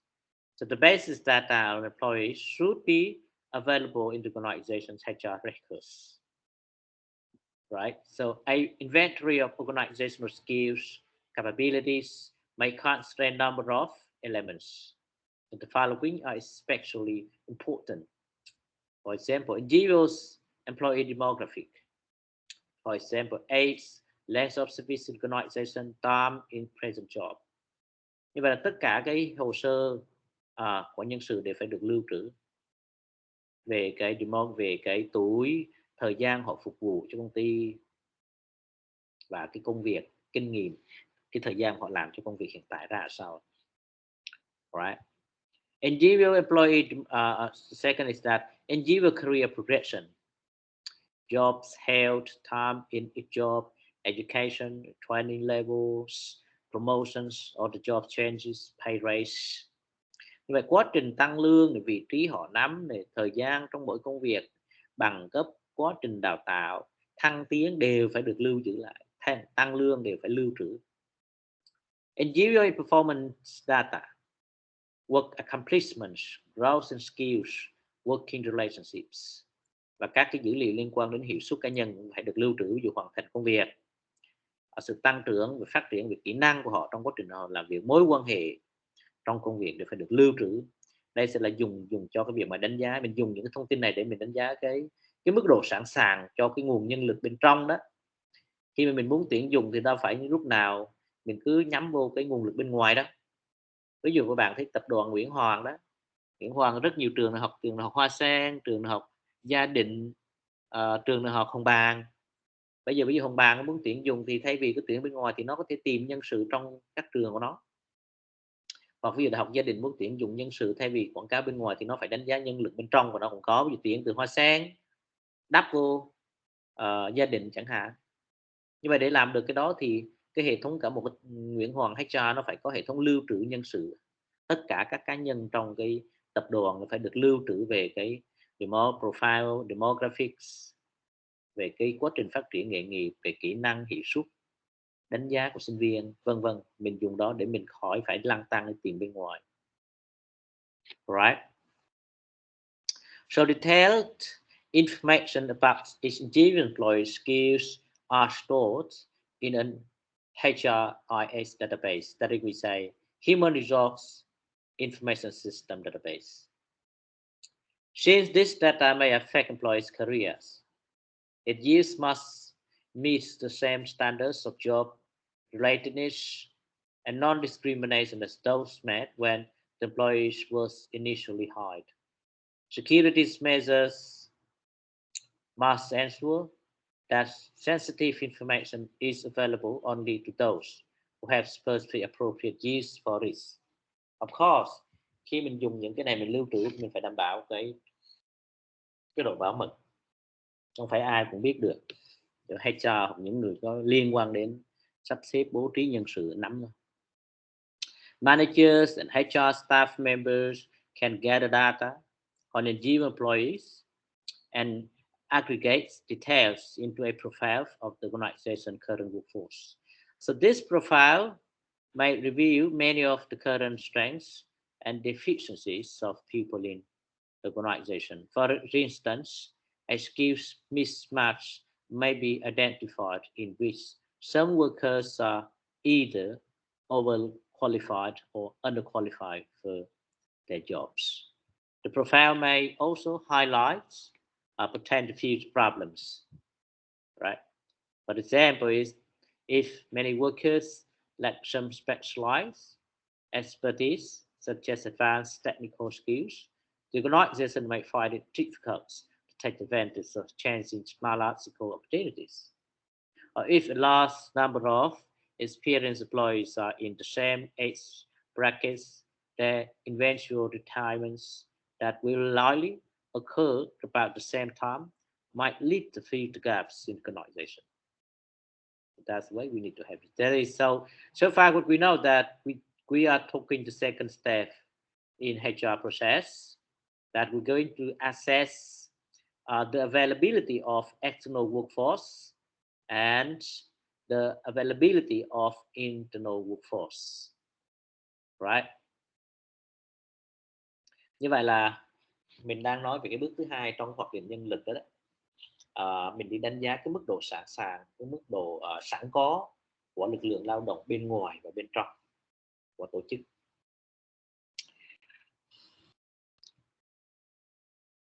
So the third, yeah, I'm gonna back to the third step. We're gonna go into the forecast. How we're gonna forecast? We know that what's gonna be impact on the availabilities of internal and external workforce. Now we're gonna talk about the forecast. We're gonna dự báo về cung cầu.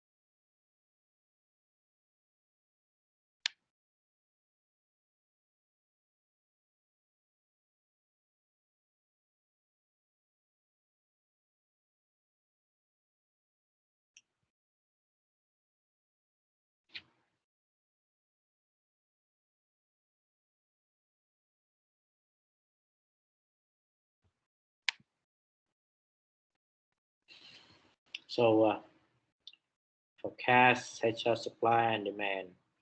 But the first thing that we should understand is that what is forecast? So forecasting, that means we use information from the past and present to predict future conditions. So when forecasting future HR conditions, the information comes from workforce availability and requirements. So projections for the future are, of course, subject to error. Fortunately, experienced people usually are able to forecast with enough accuracy to positively affect long-range organizational planning. Như vậy là ở đây là mình sẽ thấy có cái bước quan trọng, đó là forecast, dự báo cái nguồn cung, nhu cầu và cung ứng nhân lực. Cho nên nếu các em học cái HR ở trong tiếng Việt thì nó cũng có dự báo nguồn cung và nhu cầu nhân lực. Nghĩa là mình dùng các cái thông tin trong quá khứ và hiện tại để nhận dạng những cái điều kiện trong tương lai mà mình mong muốn. So we know that. So in normalized, ordinary lives, so trong cuộc sống bình thường, thì what we know is that weather forecasting, dự báo thời tiết, correct?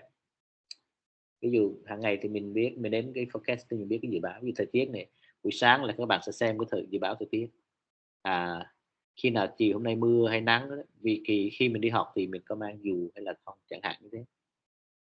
Ở đây thì Việt Nam thì thầy không biết cái mức độ nó chính xác như thế nào, nhưng mà khi thầy ở nước ngoài đó, đặc biệt khi thầy ở Úc đó, thì thầy phải nói là cái mức độ chính xác của nó gần 90%, thì chênh lệch một tí nó, và cái dự báo thời tiết, cái thời tiết mưa nắng là theo giờ hay 30 phút. Khi nhìn vô cái thời gian đó các bạn sẽ biết là nhiệt độ bao nhiêu, khi nào mưa và cái phần trăm trời sẽ xảy ra mưa. Ví dụ để 50% là mưa thì dường như xác suất là 90% xảy ra là mưa. Ví dụ 3 giờ nó nói mưa là để 90% dự báo cái xác suất xảy ra. Đây là forecast. Nhưng mà trong cái tự nhiên, trong cái thời tiết, bởi vì thời tiết thì người ta có cái bộ đà máy móc này kia, người ta đo được cái lượng mây, người ta quan sát từ xa. Nhưng mà đối với HR thì dĩ nhiên nó cũng có cái đúng có cái sai. Ví dụ như cái vụ mà Covid-19 vừa rồi xảy ra thì không có ai có thể dự báo được. Cũng có chứ không phải không, cũng có vài doanh nghiệp, vài tổ chức người ta cũng dự báo, nhưng mà người ta không nghĩ là do Covid là xảy ra Vì cách đây vào năm 1930 thì cái dịch bệnh cũng đã xảy ra một lần ở Bồ Đào Nha, và lúc đó người ta cũng phải đóng cửa như bây giờ. Đến Covid từ năm 2000 thì dường như là không ai biết trước được. Thì mới nói về trong cả trong cái đại học đó, khi mà Covid nó xảy ra rồi mới rửa ra Tết, lúc đầu các trường đại học ở Sài Gòn mình cho sinh viên là nghỉ tuần 1, tuần 2, tuần thứ 3 không thể nghỉ rồi. Cuối cùng là giáo viên phải chuyển sang là cung cấp, thay vì chưa hồi đó là mọi người cũng chưa sẵn sàng để sử dụng các công cụ để online, cuối cùng phải dạy bằng slide, đưa slide lên. Đầu tiên đưa slide, presentation slide, sau đó slide phải được đưa thu cái tiếng của giáo viên, tức là giáo viên sẽ giảng thu vào slide luôn, sinh viên lấy slide mở nghe. Rồi sau này ví dụ bên Đại học Quốc gia thì người ta yêu cầu là giáo viên quay phim luôn ở nhà. Thì bên thầy cũng làm thì quay phim luôn ở nhà, slide sau đó post lên Blackboard, sinh viên lấy về học. Rồi dần dần mấy tháng sau rồi bắt đầu mới có cái Zoom, rồi Google Meet, rồi Skype, rồi bắt đầu dùng để dạy. Và cuối cùng mình ổn định với hai cái hệ thống, với cái nền tảng là MS Teams và Zoom. Thì bên thầy vẫn dùng cái MS Teams, Zoom thì để họp hành thôi chứ thầy không dùng Zoom. Thì cũng bên UFM chúng ta cũng dùng MS Teams. Như vậy là các bạn thấy là cái forecast mình không có dự báo được. Và ngay cả các cái doanh nghiệp khi mà dịch Covid tới này, các doanh nghiệp đóng cửa này, thì vô tình các cái phần mềm này kia, các cái dịch vụ bán hàng online thì lại kiếm ăn được. Các cái dịch vụ thanh toán online các bạn thấy Zalo Pay, Momo có dịp nở rộ phát triển cực mạnh, công nghệ thông tin phát triển cực mạnh để đáp ứng với cái dịch. Đấy, lúc trước mình đâu có nghĩ ra cái đó, thành thử chắc chắn nhân sự về công ty phần mềm này kia nó tăng kinh khủng. Alright, so that's forecast. So the thing here is how can we forecast? So are there any methods that we can use? Và câu hỏi ở đây là làm sao để mình dự báo được? Có cái phương pháp nào để mình dự báo không? So we're gonna learn it later after breaking. So we're gonna take a break now. So after this we get understanding of forecasting methods.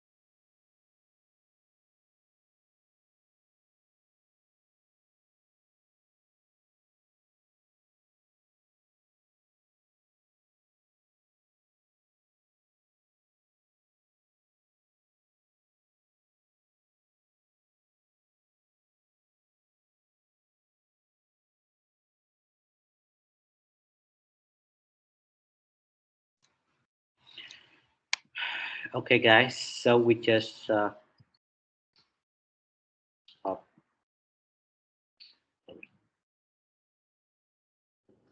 We're just talking about the forecast.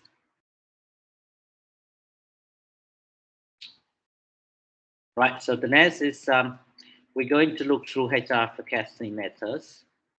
So there are two kinds of actually the methods for forecasting. Okay. The first is we say judgmental methods. So forecasting methods may be either judgmental or actually mathematical.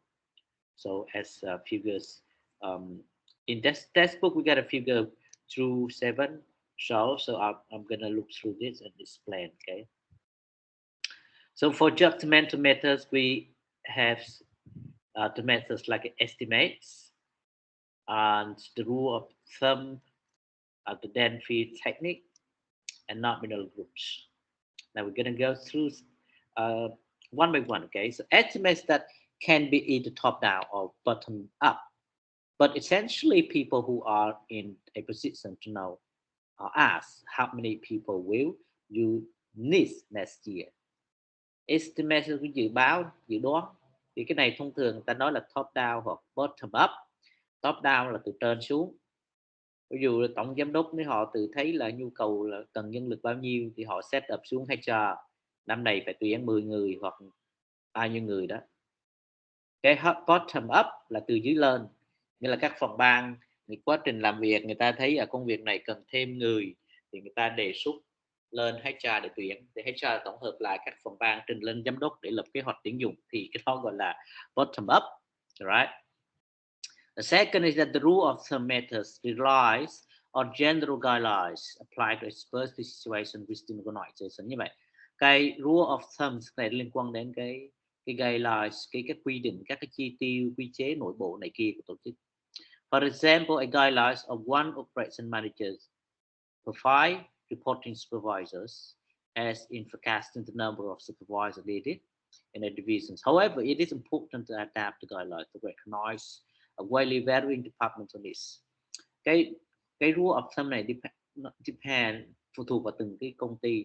Ví dụ có những công ty vị trí giám đốc thì luôn phải có 2 phó giám đốc, hoặc người ta có quyết định dụ trưởng phòng thì phòng đó bao nhiêu người thì luôn luôn phải có bao nhiêu phó phòng chẳng hạn. Thì chính vì thế khi nó thiếu một phó phòng vì vấn đề một là nghỉ hưu hoặc luân chuyển hoặc thăng tiến ở vị trí khác thì cái vị trí hiện tại trở nên trống thì người ta tuyển thôi. Another methods that Delphi techniques that gives input from a group of experts whose opinions of forecasting situations are sought. So these experts' opinions are then combined and returned to the experts for a second anonymous opinion. The process continues through several rounds until the experts essentially agree on a judgment. So for example, this approach is used to forecast effects of technology on HR and management and staffing needs. Delphi technique, cái kỹ thuật Delphi này mình cũng dùng nhiều.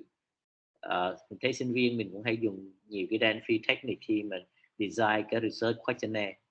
Cái đặc điểm của Delphi technique là mình đi hỏi các experts, các cái chuyên gia, ví dụ các cái giảng viên mà dạy chuyên ngành về cái này, họ chuyên nghiên cứu sâu về cái mảng này thì họ hiểu.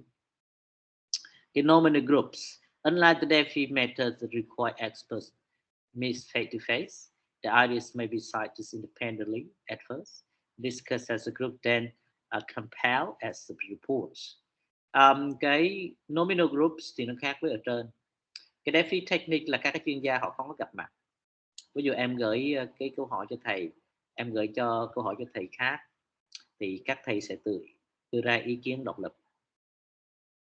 Còn cái nominal groups là thầy và thầy khác sẽ gặp mặt nhau, sẽ cùng thảo luận về cái câu hỏi mà em đề xuất. Ví dụ sắp tới mình sẽ cần tuyển bao nhiêu người, xem từ các chuyên gia người ta đánh giá về cái tương lai thị trường, rồi người ta đánh giá về thực tế cái năng lực của công ty ra sao. The second method is very popular now, is that a mathematical methods. Cái phương pháp thứ hai mà bây giờ người ta dùng nhiều đó là cái phương pháp toán học. Alright. So we got some methods here. Statistical regression analysis, phân tích hồi quy. thống kê, hồi quy thống kê. Cái này mình học rất là nhiều cái hồi quy tuyến tính, các hàm y, hàm y and x, tính hệ số gốc này kia đó, các bạn làm thesis chắc chắn sẽ biết nhiều. So regression analysis makes a statistical comparison of past relationships among various factors. For example, a statistical relationship between gross sales and numbers of employees in a retail chain may be useful in forecasting the number of employees that will be needed if the retailer's sales increase 15% or decrease 10%. Right. Second method is simulation models. This method is a representation of real situation in abstract form. For example, an econometric model of the growth in software usage would lead to forecasts of the needs for software developers. So numerous simulation methods and techniques are available. Đây là mô hình mô phỏng. Productivity ratios that gonna calculate the average number of units produced per employee. Cái số lượng sản phẩm mà một cái nhân viên mà tạo ra. So this average can be applied to sales forecast để mình dự báo cái số lượng doanh thu đạt được. To determine the number of employees needed và xác định cái số lượng nhân viên mình cần. Right. So for example, a firm could forecast the number of needed sales representatives using these ratios. Staffing ratios, the last one, that can be used to estimate indirect labor. For example, if the company usually use one clerical person for every 25 production employees, that ratio can be used to estimate the need for clerical employees. So the example forecast for the needs for customer service tailors or personal bankers would also have to develop. The overall purpose of the forecast is to identify the needs actually for human resource by number and type for forecasting periods. Now we talk about the time. Okay, so the plan. So we got short range plans, kế hoạch ngắn hạn, that forecast for the immediate, lập tức, nhanh chóng, HR needs, nhu cầu cần thiết, cấp thiết of an organization. Như vậy cho kế hoạch ngắn hạn như vậy dự báo là cho những nhu cầu cấp thiết của tổ chức. Intermediate range plans, là kế hoạch trung hạn, the project 1 to 3 years, mục tiêu 1 đến 3 năm into the future. Long range plans that extend beyond 3 years, so more than 3 years going to be long range plans.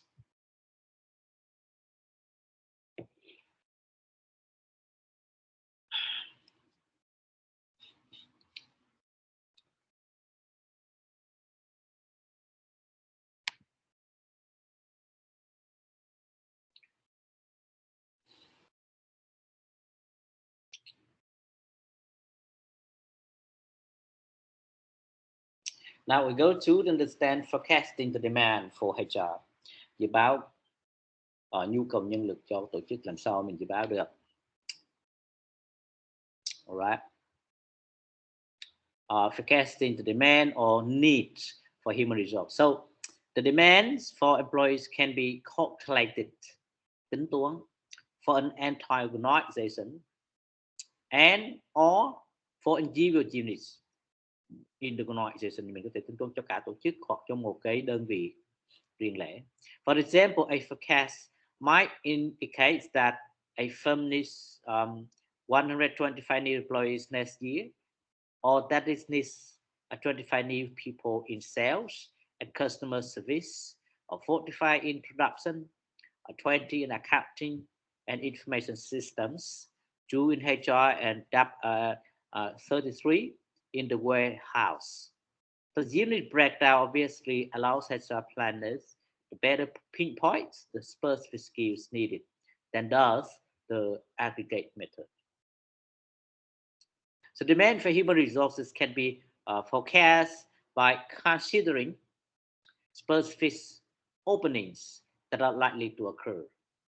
Opening that means demand. Okay, the openings or demands are made when new jobs are created or current jobs are changed.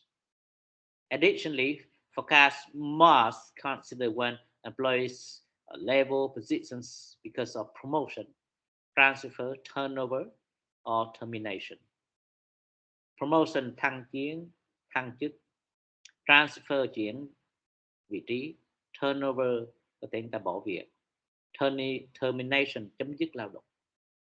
So an analysis is used to develop decision rules or fee rates for each job or level. For example, a decision rule for a financial institution might state that 50% of branch supervisor openings demand will be filled through promotions from customer service tellers, 25% through promotions from personal bankers, and 25% from new hires.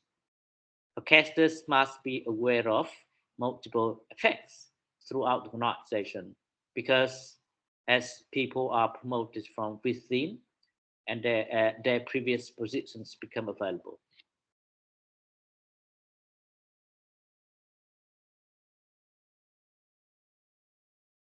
That's we say forecasting the demand for HR. Next is we're going to look through forecasting external supply of employees. So first we're talking about forecasting for demand, dự báo nhu cầu. Now it's forecasting for external supply of employee. Bây giờ mình đi dự báo cái nhu cầu cung ứng nhân sự từ bên ngoài đó. Okay.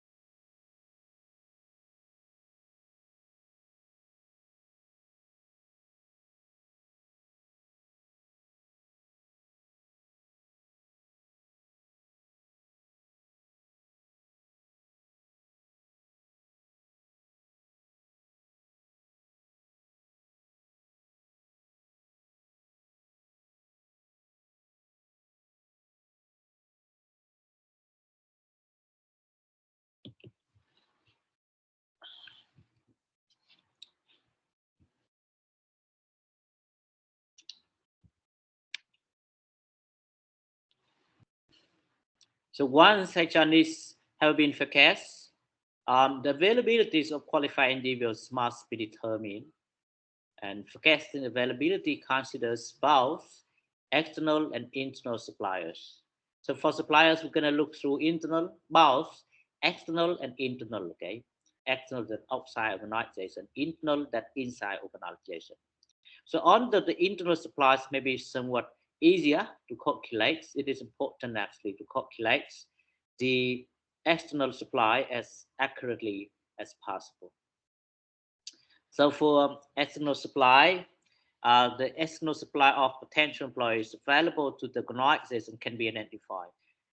Government estimates of labor force populations, trends in the industry, and many more complex and interrelated factors must be considered. Such information is often available from state or regional economy development offices. Here the following items may be included. We have, net migration into and out of the area that we had spent already actually previous slide. Individual entering and leaving the workforce. Individuals graduating from schools and colleges like you, new graduates. Changing workforce composition and patterns. This is what we say, diversity, workplace. Economic forecast for the next few years going to be the increase, reduce or growth of economies that are going to impact on employment rates. Technical development and shifts. Absence of competing employers government regulations and pressures. And another thing that the circumstances affecting person entering and leaving the workforce.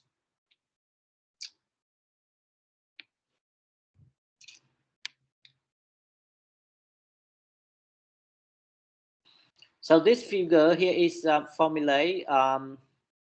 These are the general terms how internal supply can be calculated by specific employees. Formula, okay, for HR planners to think of HR planning. Okay, here is the way we're going to forecast the internal supply of employees. So first, I'm going to explain the key term here. Projected outflows this year, projected inflows this year. So all outflows, that means we calculate the number of people going to leave the company, okay? And inflows, that the number of people going to join. I mean, going to be recruited. So the current staffing level, so internal supply for next year. So nguồn cung ứng bên trong cho cái năm tới này would be equal, có thể sẽ bằng current staff level minus a projected outflows this year plus projected inflows this year. All right. So here's going to explain. So look at the second figures. There you see shocks of inflows that going to be related to external hires, tuyển dụng từ bên ngoài. Inflows that joining, okay, relating to we recruit new staff. Internal transfers that we move staffs inside the organization. Ví dụ như hồi nãy thì nói cái tập Hoàng Nguyễn Hoàng chuyển giảng viên từ Hoa Sen về gia đình chẳng hạn, về trường học gia đình trong nội bộ. Promotions, thăng tiến khi ông này ông lên chức phó giám đốc thì vị trí của quản lý cấp phòng sẽ bị trống. Recalls. For the source of outflows, promotions, turnover, terminations, demotions, retirements, deaths, or even layoffs.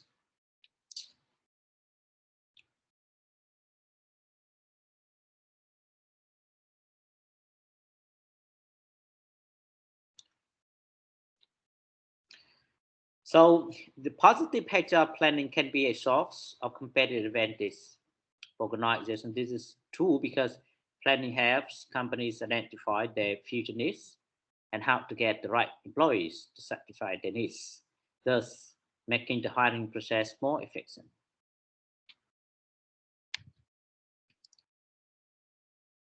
So you're going to have here, this is going to be individual assignment. We're going to be back this later, okay?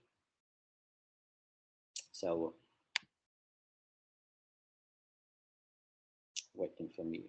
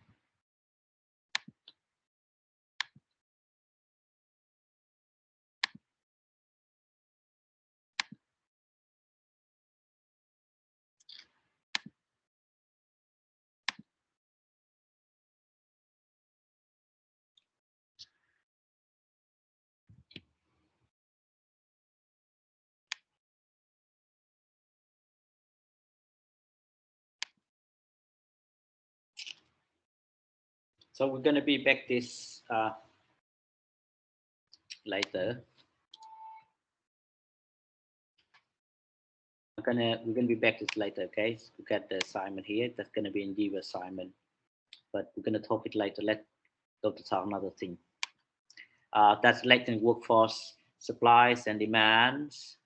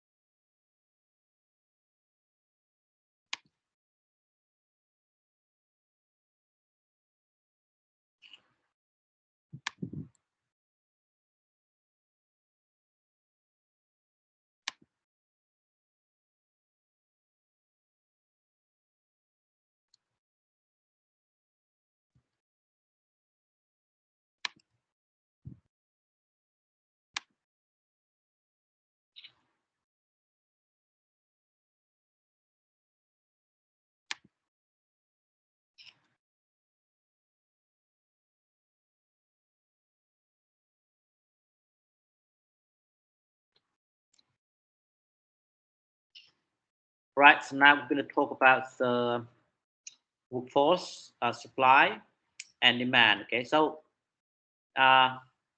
one of the HR planning that we have to deal with the situation is that talent surplus and talent shortage.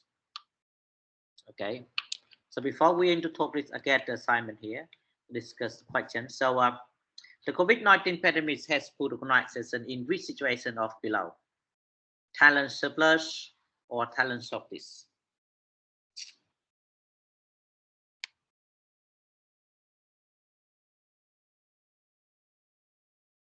So any volunteering to answer this question, please raise your hands.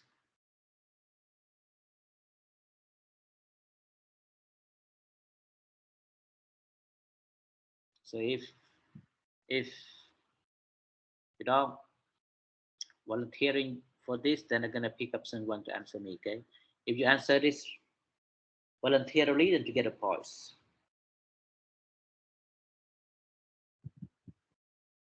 All right. Huỳnh Đình Ngân Khánh, you there? Yes, I'm here. All right. Could you answer this question, please? Maybe I choose B, talent shortage. All right. Explain it, please.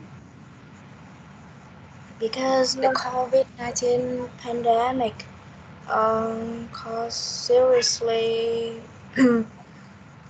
like all the organizations have to stay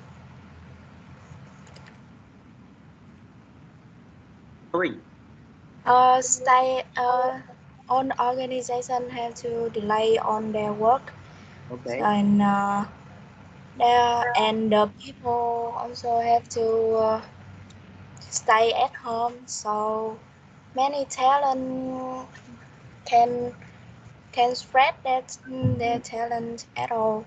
So I think the talent shortage. All right. All right. Thank you. Correct. Okay. So, and one thing is going to be talent surplus. Nguyễn Phương Anh.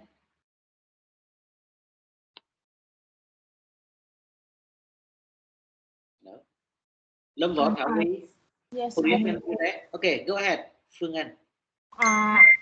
I think this is a talent shortage because people work from home, so they cannot develop to their full potential in work.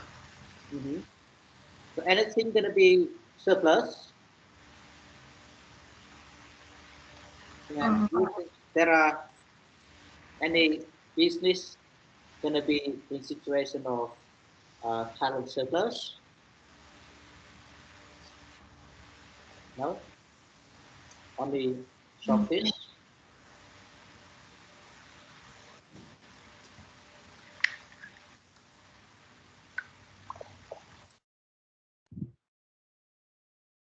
Okay. Right, one more. Lê Thị Thảo Uyên.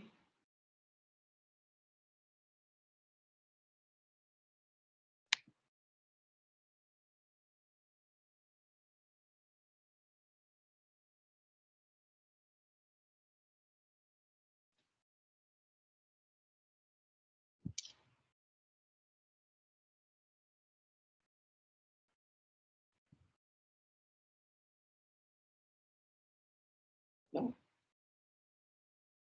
One more, okay. Mai Minh Thuận. No. Yeah. Yes, I'm here. All right. Could you answer this question, please? Let's talk about the talent surplus. Everyone just say talent shortage. So do you think that there is company or business they're gonna have, I mean, talent surplus because of COVID-19 pandemic hit? Do you think so? Let me thinking about it. Yeah. Can you repeat this question, please? Here the question. The COVID-19 pandemic has put organizations in which situation of below? Yeah. Talent surplus or talent shortage?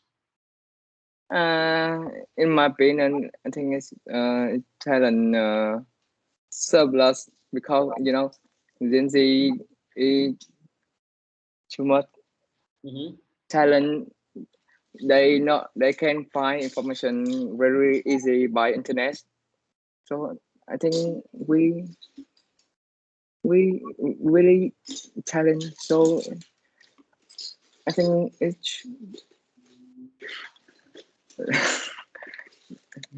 Go ahead. Okay, go ahead. Keep going. just thinking about what to say. All right. I think it's more competition.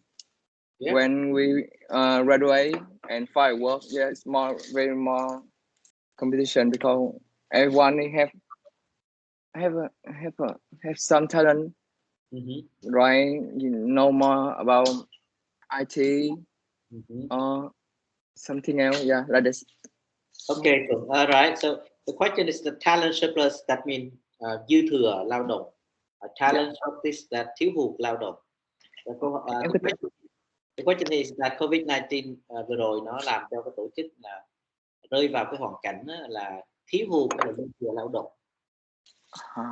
Yeah, some people they said that thiếu hụt, but I want to ask that is there any business going to be in situation of talent surplus? Ý thầy hỏi là có công ty nào á trong cái mùa dịch này lại đối mặt với cái vấn đề là dư thừa lao động không? Right. Em cứ tưởng là nó là talent, là tài năng. Xin lỗi. Talent is that, of course, tài năng, tức là ở đây có nghĩa là cái talent surplus, talent là những người làm việc, mà cái talent là những cái qualified workers. Em hỏi qualified workers tức là những người công nhân, employees mà người ta đáp ứng công việc này kia, người ta làm tốt thì gọi là talent đó thôi em. Dạ vâng. Là tài năng ở như cái cách suy nghĩ ở mình. Alright, thank you. Okay. Yeah. Alright, so I'm gonna be back. So we just discussed that surplus and shortage. Mình vừa thảo luận là cái Covid này nó làm cho và vài công ty rơi vào hoàn cảnh đó là thiếu hụt nhân lực, gọi nhân lực là chính xác hơn cái talent này, và dư thừa nhân lực. Thì bây giờ câu hỏi đặt ra đó là đối với cái dư thừa này, thiếu hụt nhân lực thì HR đó, HRM đó, nhân viên HRM, nhân viên hoạch định đó, nhân sự đó, thì mình phải làm như thế nào? Alright, so that is we have the second thing to say to discuss, that workforce supply and demand. Okay, so since the objective of strategic planning is to anticipate and react to future events and conditions, managers should evaluate and revise the strategic plan on a periodic basis. So some have called into questions the value of strategic planning in light of economic volatility. However, life would fare much worse than with no plan in place. Surprises are not good when hiring a workforce and planning have reduced surprises. So it's going to be actually example in USA. So for managing talent surplus, we have something here: reduce employee work hours or compensation, attrition, hiring freezes, voluntary separation programs, workforce downsizing or reduction in force. Reduce employee work hours, dư thừa thì rõ ràng người ta giảm giờ làm việc, giảm lương, không có tuyển dụng, đóng băng luôn, gọi là hiring freezes, đóng băng tuyển dụng luôn. Voluntary separation programs, ở Việt Nam mình nó cũng có. Các bạn thấy là ví dụ những người lớn tuổi thì người ta hay khuyến khích cho hưu sớm, the kind of voluntary programs. Workforce downsizing, giảm cái rút tổ chức xuống số lượng nhân sự. That is for surplus, okay? Đó là liên quan đến dư thừa nhân lực. So for how can we manage a talent shortage? Bây giờ sao mình quản lý trong trường hợp thiếu hụt nhân lực? We increase employee work hours through overtime. Mình tăng giờ làm việc. Tức là con người hiện tại không có tuyển thêm, tăng thêm cái giờ làm việc, thay vì họ làm 8 tiếng thì có thể làm thêm 10 tiếng, dĩ nhiên mình phải trả thêm. Outsource to third party, outsource dùng cái dịch vụ khác, có những mảng mình không có người làm thì mình chuyển sang người khác. Implement alternative work arrangement, sắp xếp lại công việc. Use contingent workers, temporary, independent contractors, and reduce employee turnover.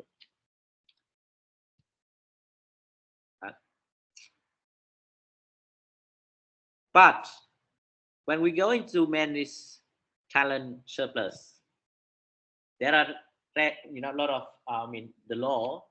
Here is we're going to talk about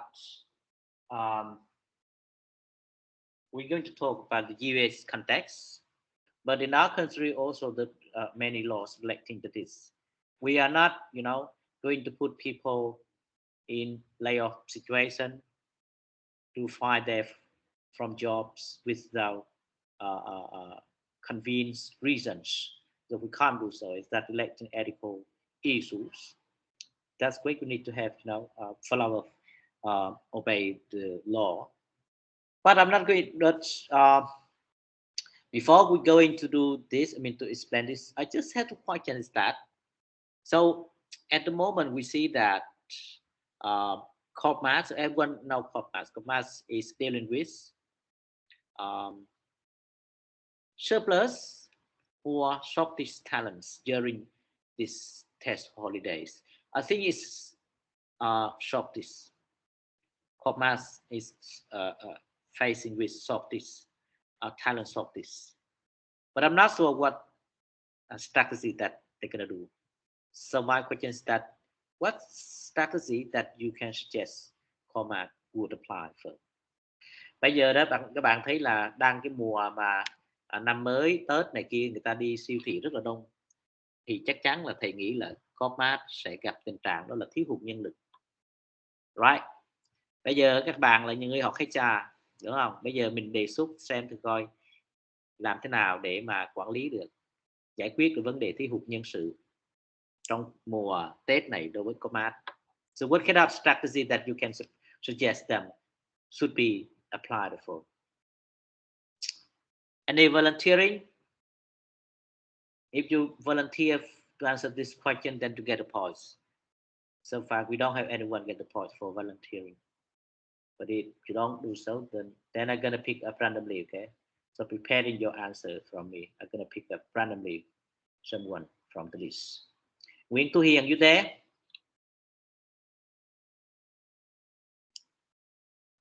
Yes, I'm here. All right. Could you give me some examples of strategies for managing talent shortage at COPMAS? I think should have some promotion in a time that not much customer. No, I don't understand what you mean. To get my question, I just explained it in Vietnamese. Thầy vừa giải thích là hiện nay là COPMAS nó đang cái mùa đây là mùa Tết này, thì rất nhiều khách hàng người ta tới các siêu thị COPMAS. COPMAS nó đang đứng trước cái tình thế đó là thiếu hụt nhân lực. Vậy làm thế nào để giải quyết tình trạng thiếu hụt nhân lực trong cái thời điểm này? Thì đối với HR thì em đề xuất cái phương pháp gì để họ giải quyết được cái vấn đề thiếu hụt nhân lực này trong khoảng thời gian bây giờ đó, Tết đó?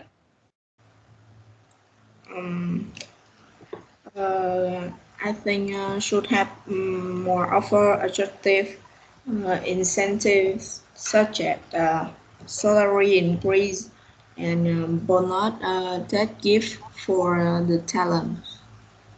No, I don't understand what that means. Another one, thank you. Who's that? Hiền, correct? All right, Thuận, go ahead. All right, Thuận, go ahead.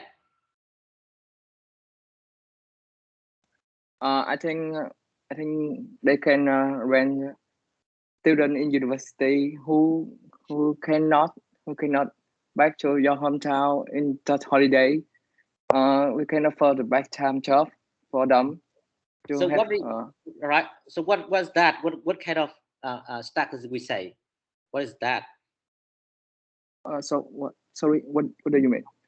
I mean, you said that corpus can employ students for temporary demand, correct? Yeah. So what kind of strategy we say from the lesson? You see, managing a talent shortage, we got increased employee work hours through overtime, outsource to a third party, implement alternative work arrangements, use contingent workers, or reduce employee turnover. So which strategy, which action you're gonna use for that? You are correct that you can use student, but what we say that strategy? Yeah.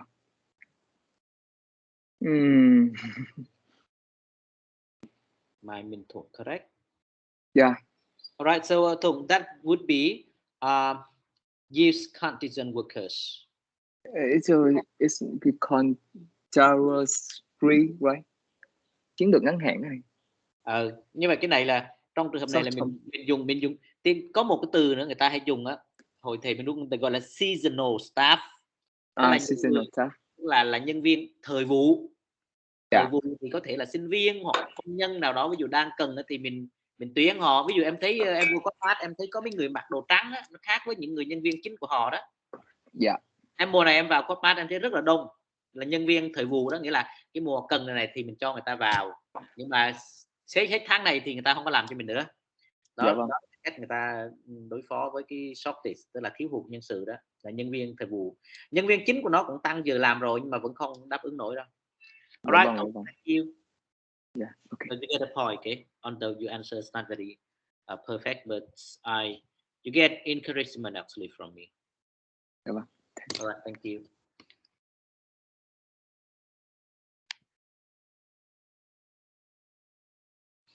All right, so I'm be back to this presentation slides. So here's practice to carry out layoffs.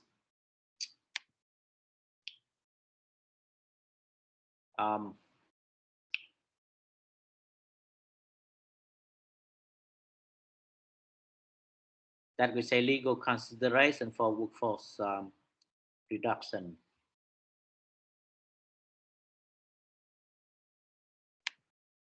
For the layoff, we need to identify the work that is core to sustaining a profitable business.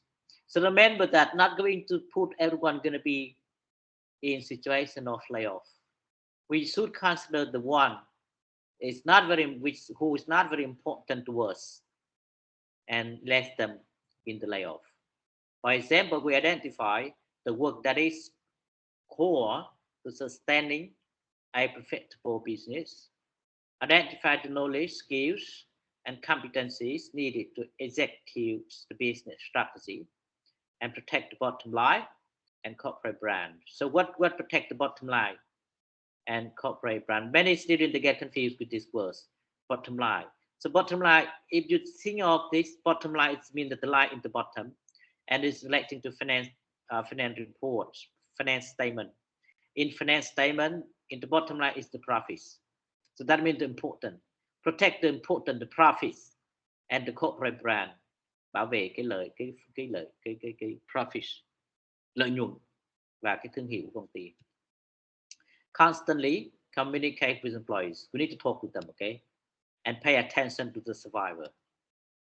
Here's severance benefits and outplacing services. So we need to do this, okay? Temporary payments made to lay off employees to ease the financial burden of unemployment.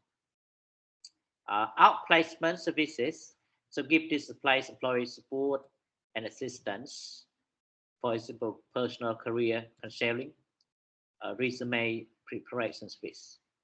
Như vậy mặc dù là mình interviewing workshops, như vậy là những người mà khi mình sa thải người ta đó, là mình cắt giảm nhân sự đó, mình không phải là một cách hắt hủi người ta, mình phải chi trả một khoản tiền tạm thời để người ta đỡ gánh nặng với cái vấn đề tài chính khi mà thất nghiệp. Mình phải giúp người ta, đó là outplacement services, đó là mình giới thiệu họ cho công ty khác. Mình không nhận thì mình giới thiệu cho công ty khác. Mình có thể giúp họ về cái việc tư vấn nghề nghiệp, phát triển nghiệp cá nhân, giúp họ chuẩn bị các cái hồ sơ xin việc, thậm chí giúp họ trong cái việc chuẩn bị các cái training về cái interview này kia, rồi giúp họ trong cái việc giới thiệu, viết thư giới thiệu để họ xin việc cho công ty khác, chứ không phải là mình lay off, mình sa thải người ta là mình bỏ mặt người ta luôn, bởi vì cái đó ảnh hưởng đến cả thương hiệu, gọi là employer branding, thương hiệu của nhà tuyển dụng. Họ cũng là khách hàng tiềm tàng của chúng ta, nhân viên cũng là khách hàng tiềm tàng của chúng ta. Other things that relate to legal considerations for the workforce reductions. Okay, for example, selection criteria for layoff. In USA, we got the Civil Rights Acts or Age Discrimination Disemployment Acts or American with Disability Acts. Ở Mỹ thì nó có mấy cái luật nó bảo vệ những người đối tượng sau, ví dụ về cái tuổi. Ở mình là thường hay là khuyến khích những người lớn tuổi nghỉ hưu hoặc là nghỉ việc trước. Nhưng mà USA ở Mỹ họ có cái luật chống phân biệt tuổi ta, chứ không phải là người ta lớn tuổi là mình cứ đuổi người ta là không được đâu. Cái này có cái luật chống phân biệt của tuổi tác. Cái thứ hai, luật bảo vệ người tàn tật và một số cái luật khác, ví dụ là Consolidated Omnibus Budget Reconciliation Act, Auto Workers Benefit Protection Act, Workers Adjustment and Retraining Notification. So another thing relating to talent shortage, we say alternate work arrangements and outsourcing. And here's ways to manage a talent shortage, what we just mentioned, from the common to the less. Okay, first, use overtime, outsource work, try alternative work arrangements, bring back recent retirees, increase constant workers, reduce turnover rates. Như vậy là cái cách phổ biến nhất người ta thường làm khi mà thiếu hụt nhân sự. Một, cái phổ biến nhất là tăng thời gian làm việc. Cái thứ hai, outsource work, có những công việc mà để cho bên ngoài nó làm. Cái thứ ba, sắp xếp lại công việc linh động. Cái thứ tư là mình tuyển là những người về hưu á, lấy lại những người về hưu về làm lại. Thứ hai, cái thứ năm là tăng cường những nhân viên thời vụ, bán thời vụ. Cái thứ sáu là giảm cái turnover rate. Như vậy lúc nãy mình nói chỗ corporate thì cái chiến lược thường là mình thấy là người ta ngoài cái việc use overtime, tăng giờ làm việc, người ta còn dùng cái seasonal staffs, nhân viên thời vụ. Alright. So another thing that I suggest everyone to read is that key HR metrics, and I'm going to focus on here this retention and quality. That average tenure employees, percentage of new hires retained for 90 days, performance quality of employees in the first year.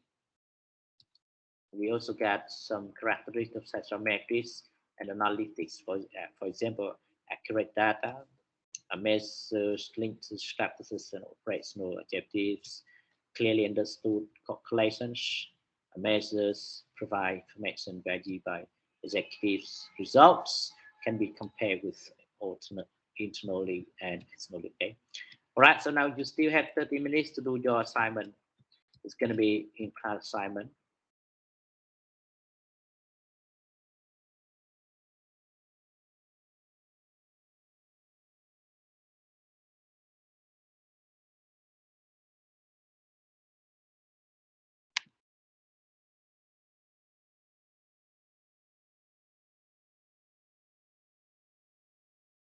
Yeah. All right, in class assignment, so page 62, using workforce planning to improve hiring. Answer the question, what are the challenges do you think companies face when trying to manage HR planning? In what other ways could workforce planning be used to improve the hiring process? So you present your individual answers in 100 words and send off to me, okay, by this afternoon 60:35, sorry, PM, not AM.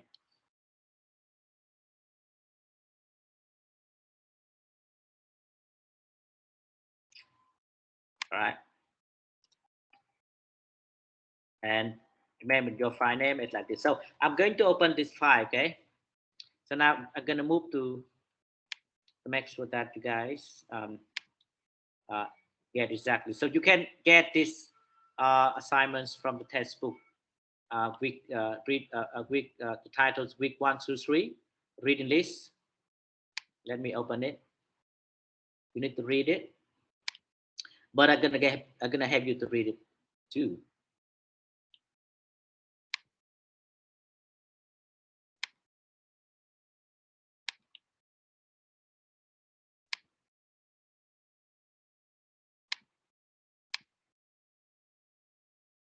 All right, so here assignment. So go to page 61, then you get the assignment.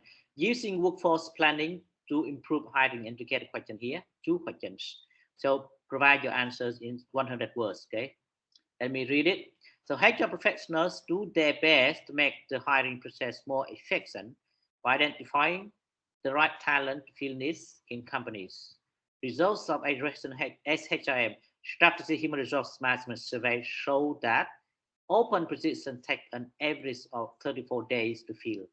Jobs that require more knowledge and positions in large firms take more time.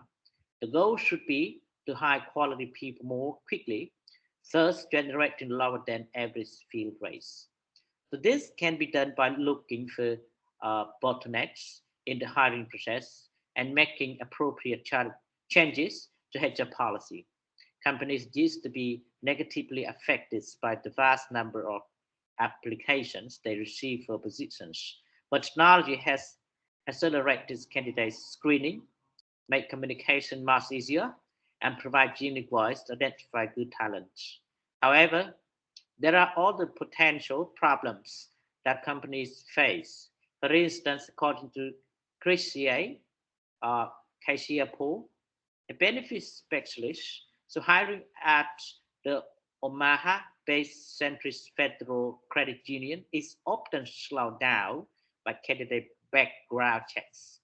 All the delays can occur when managers can't coordinate interviews with candidates, or when managers can't agree about which interviews to hire. Another problem involves unrealistic and or unclear job descriptions that cloud the hiring process, says Kevin Wheeler, president of the California-based consulting company Global Learning Resources. So the bottom line is that companies must conduct solid HR planning to decrease these concerns. In other words, the future staffing needs of a company should be identified ahead of time. The following planning approaches can help firms with their hiring processes. So making good workplace projections, constantly project what jobs needs to be filled and when they will be needed. Identify an appropriate pool of talents. Have a group of possible job candidates ready to fill positions as they become available. Work with outside parties who can help, but develop good relationships with universities and other groups that have access to potential employees. Educate leaders about the importance of hiring to make sure that managers understand the costs associated with unfilled positions. So based on these issues, consider the following questions. What are the challenges do you think companies face when trying to manage HR planning? And in what other ways could workforce planning be used to improve the hiring process? Right, that questions are going to be back to presentation slide. So you're going to have 30 minutes actually to complete it.